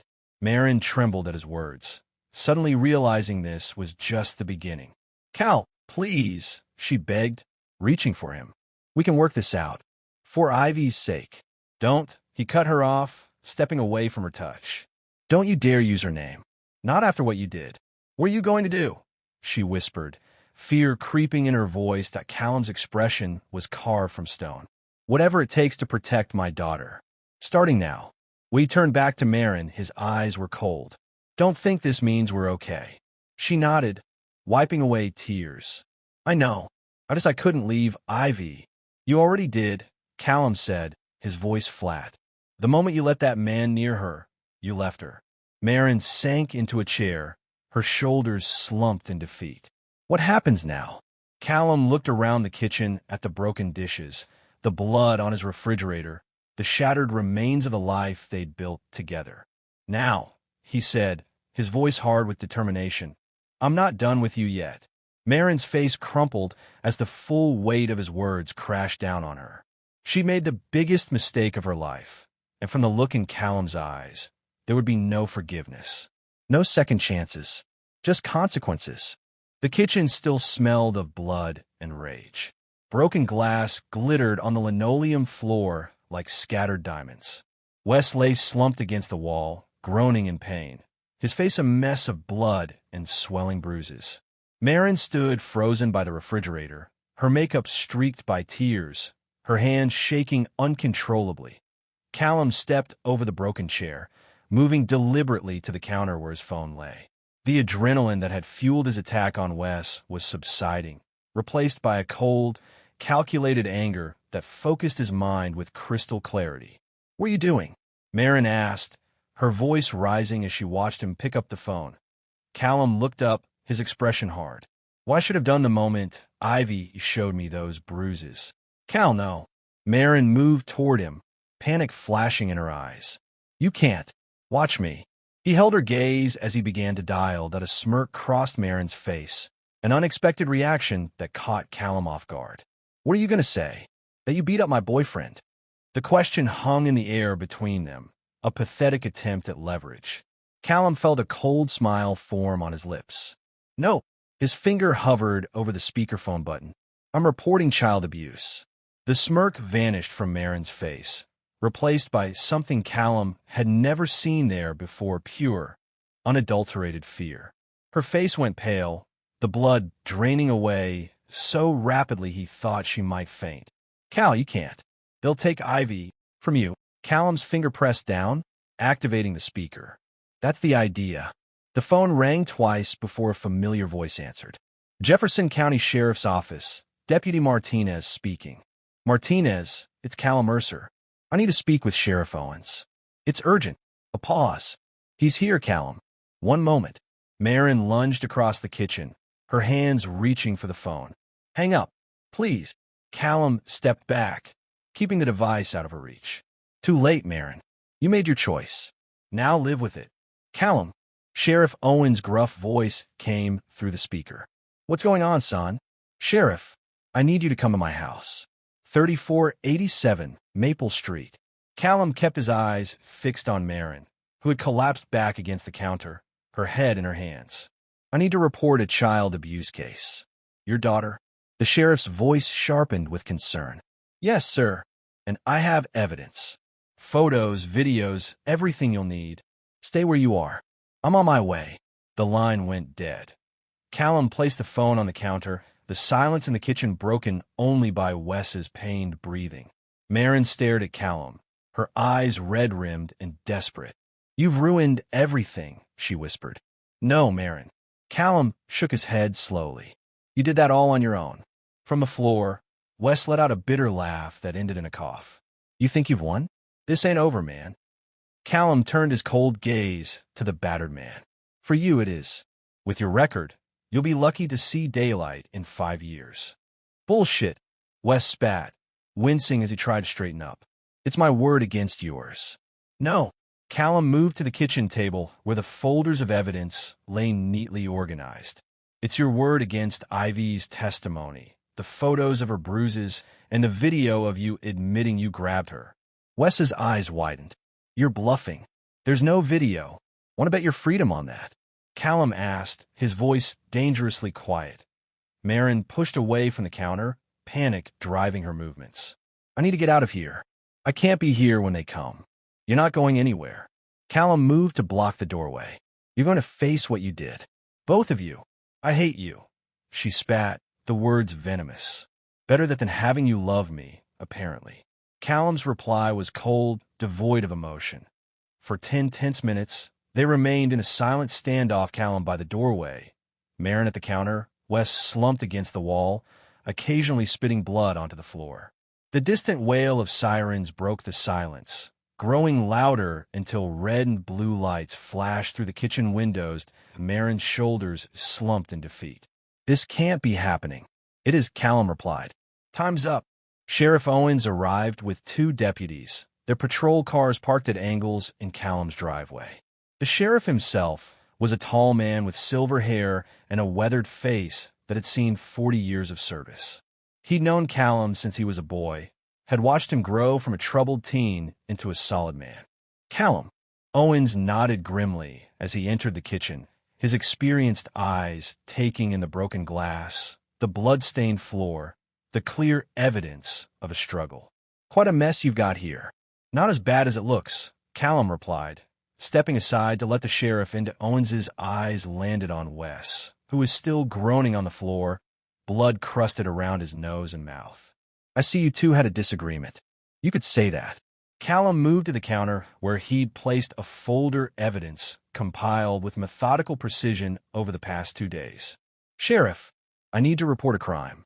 I can see there's been some violence here," Owens noted, gesturing for one of the deputies to check on Wes. "Want to tell me what happened?" Callum opened the folder, sliding a printed photo across the counter to Owens. It showed Ivy's small arm, the bruises clearly visible. "My daughter Ivy told me 2 days ago that a man who comes to our house when I'm at work grabbed her because she spilled juice. She also told me that Marin had said she was getting a new daddy." Owens studied the photo, his expression hardening. "Go on." "I didn't confront Marin immediately. I wanted proof." Callum pulled out his phone, queuing up the video he'd taken. "Last night, I told Marin I had to work late. Instead, I watched the house." He pressed play, showing Owens the footage of Wes entering the house with a key, followed by Marin arriving later. "That's Weston Grady," Owens said, recognizing the man immediately. "He's on parole." "I know." Callum nodded. "I did some research. Multiple arrests for assault, violation of a restraining order. And now he's put his hands on my daughter." Marin stood by the refrigerator, arms wrapped around herself. "This is ridiculous. You can't just—" "Be quiet, Mrs. Mercer," Owens commanded, his tone leaving no room for argument. Marin fell silent, her eyes wild with fear. Callum continued, his voice steady despite the emotion churning beneath. "I confronted Marin this morning with the evidence. While we were talking, Grady came out of our bedroom. He hesitated, glancing at his bruised knuckles. There was an altercation. I can see that," Owens commented dryly. "Did Grady admit to hurting Ivy?" "Yes."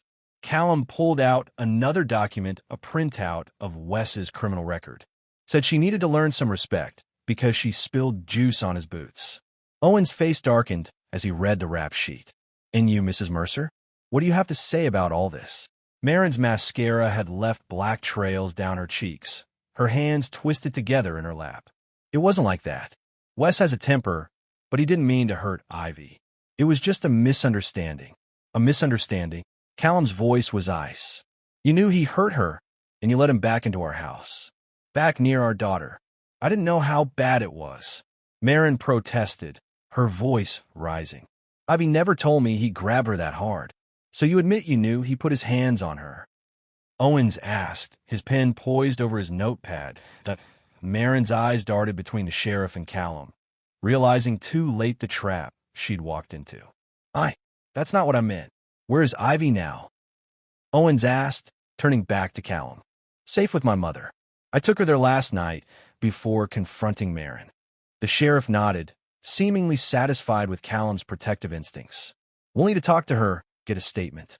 But we can do that with a child psychologist present. No need to traumatize her further." "Thank you," Callum said, relief evident in his voice. Owens turned back to Wes, who was now sitting upright, a deputy crouched beside him. "You able to stand, Grady?" "Go to hell," Wes muttered, spitting blood onto Callum's kitchen floor. "I'll take that as a yes." Owens nodded to the deputy, who helped Wes to his feet. "Weston Grady, You're under arrest for assault on a minor and trespassing. What? Wes jerked in the deputy's grasp.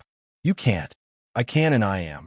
Owens recited the Miranda rights while the deputy handcuffed Wes, who continued to protest through his swollen lips. Then Owens turned to Marin, his expression grim. Marin Mercer, you're under arrest for child endangerment. What? Marin's voice rose to a shriek. You can't. I can and I am. Owens signaled to the remaining deputy.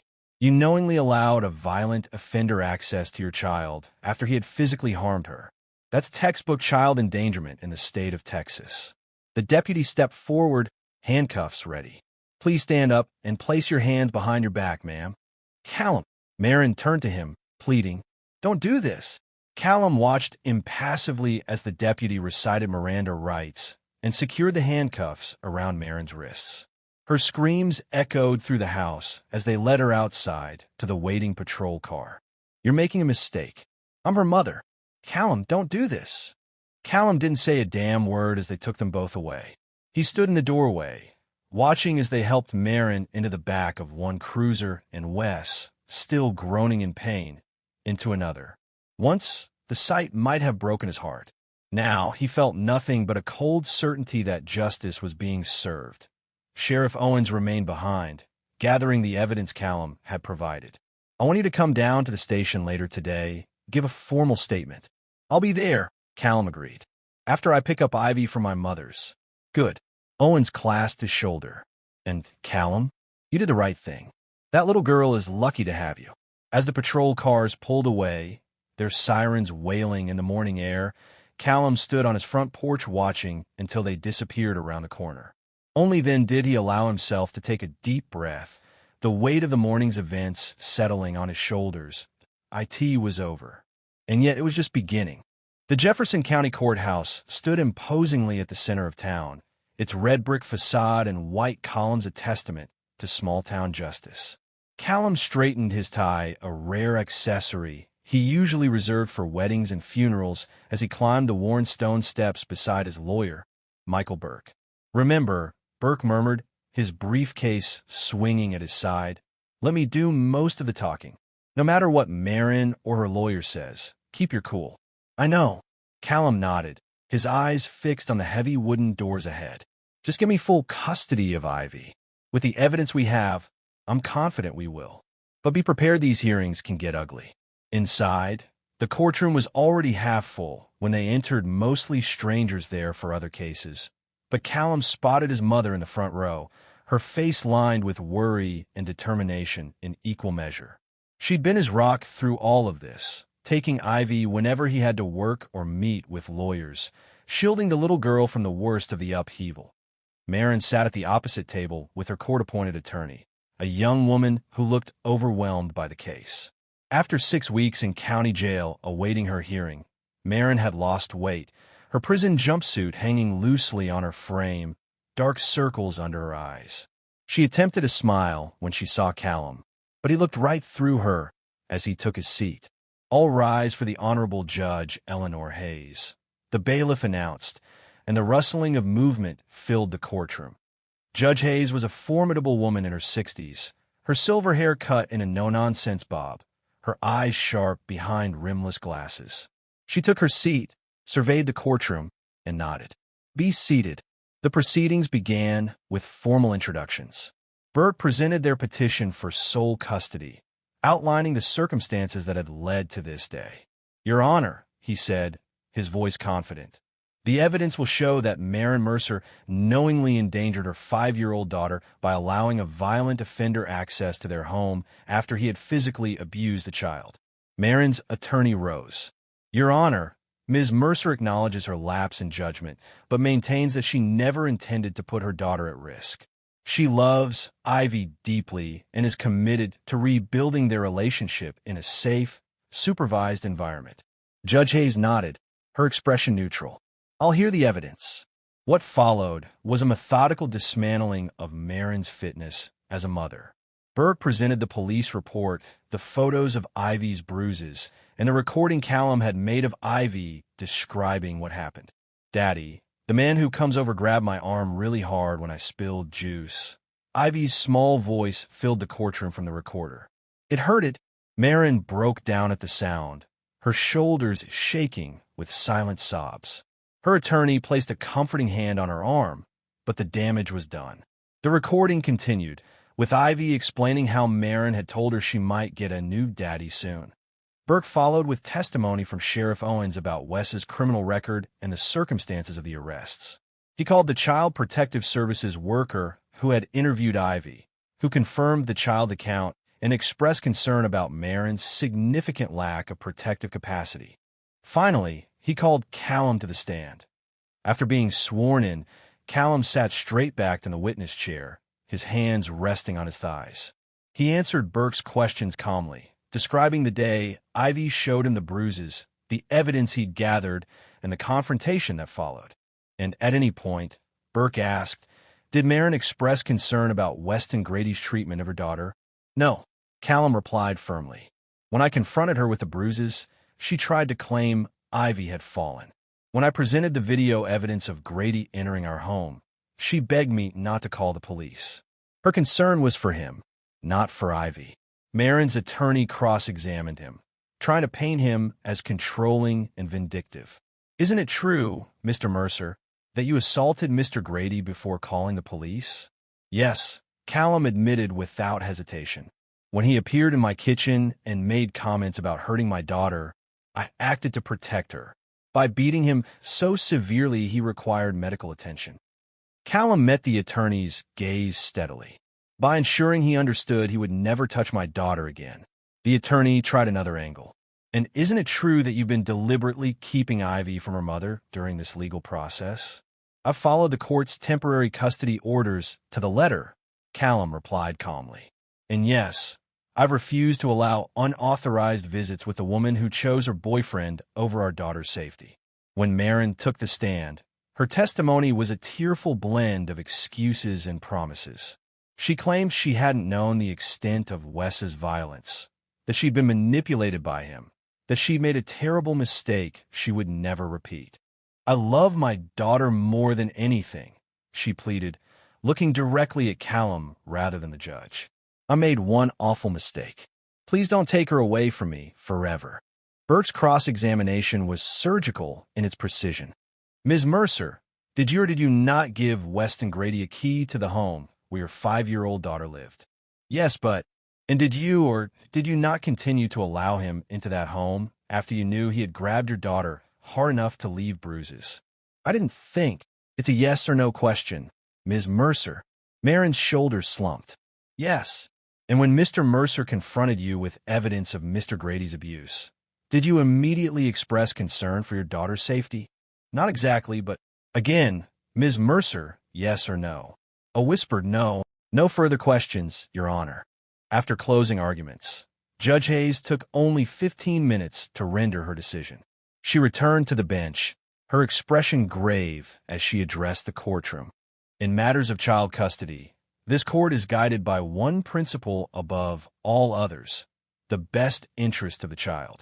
She looked directly at Marin. Ms. Mercer, while I believe you love your daughter, love alone is not enough. Parents must protect their children from harm, not invited into their homes. Marin began to cry softly, seeming to sense what was coming. The evidence presented today shows a pattern of choices that prioritize your relationship with a violent offender over your daughter's safety and well-being. Judge Hayes shuffled the papers before her. Therefore, I am granting Mr. Mercer's petition for sole legal and physical custody of Ivy Mercer. Ms. Mercer's parental rights are hereby terminated.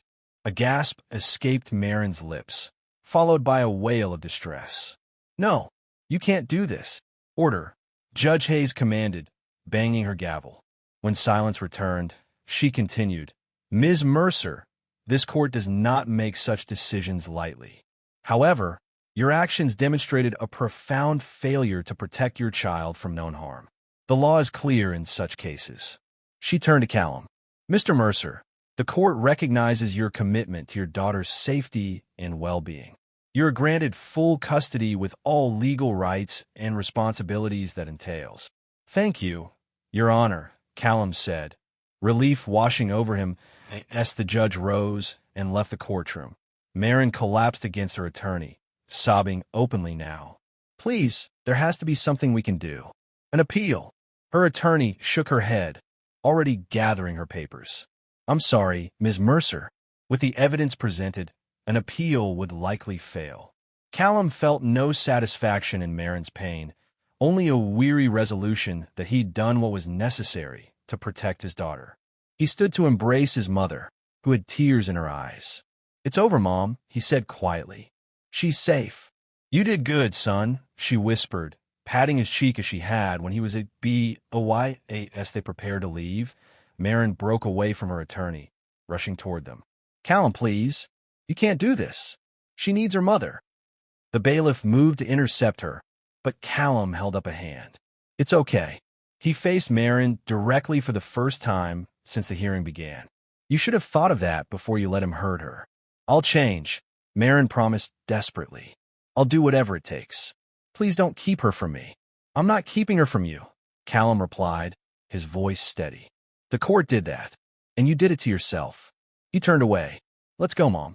As they walked out of the courthouse into the bright Texas sunshine, Callum felt a weight lift from his shoulders. There would be challenges ahead explaining to Ivy why her mother couldn't see her anymore, building a new life for just the two of them, navigating the complicated waters of single fatherhood. But Ivy was safe, and that made everything else manageable. Months later, Callum and Ivy were settled in their new home. Far from their old neighborhood, far from the memories that haunted them, they had started fresh. A small house with a yard where Ivy could play, a new school where no one knew their story, a chance to rebuild without the shadows of the past.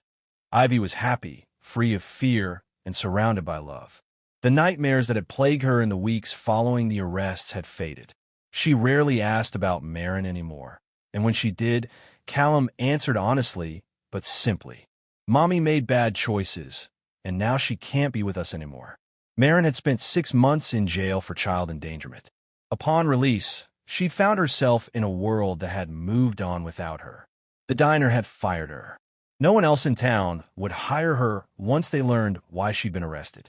Former friends crossed the street to avoid her. Neighbors who had once smiled and waved now closed their doors when they saw her coming. Homeless, broke, and completely alone, she tried reaching out to Callum, begging for another chance, for just a glimpse of Ivy. Her calls went straight to voicemail. Her letters were returned unopened. Her attempts to see them at the grocery store or park were met with Callum's back as he guided Ivy away. Every door had slammed in her face, and the one that mattered most, the door to her daughter's life, remained firmly shut. Wes? He had received 5 years for child assault and breaking parole. Behind bars, unable to hurt Ivy or anyone else's child, he had already faded from their lives like a bad dream upon waking. Tonight, as the Texas sun began its descent toward the horizon, painting the sky in shades of orange and gold, Callum sat on the porch swing, watching Ivy play in the yard. Her laughter carried on the evening breeze, a sound that never failed to heal something broken inside him. Daddy, look, she called, pointing to a butterfly that had landed on a rose bush he'd planted when they first moved in. It's so pretty. Sure as Princess, he called back, smiling as she crept closer to the insect, her movements exaggeratedly slow and careful. Ivy giggled as the butterfly took flight, then ran back to the porch, climbing onto the swing beside him. The old wooden frame creaked gently as they set in motion, back and forth in a soothing rhythm. Daddy. Ivy's voice was thoughtful as she leaned against his arm. Yes, Princess. Remember when you promised you wouldn't leave me? At the park that day. Callum's heart squeezed at the memory of the day that had changed everything, set them on this path. I remember. Ivy giggled, hugging his arm. You were right, Daddy. You never left me.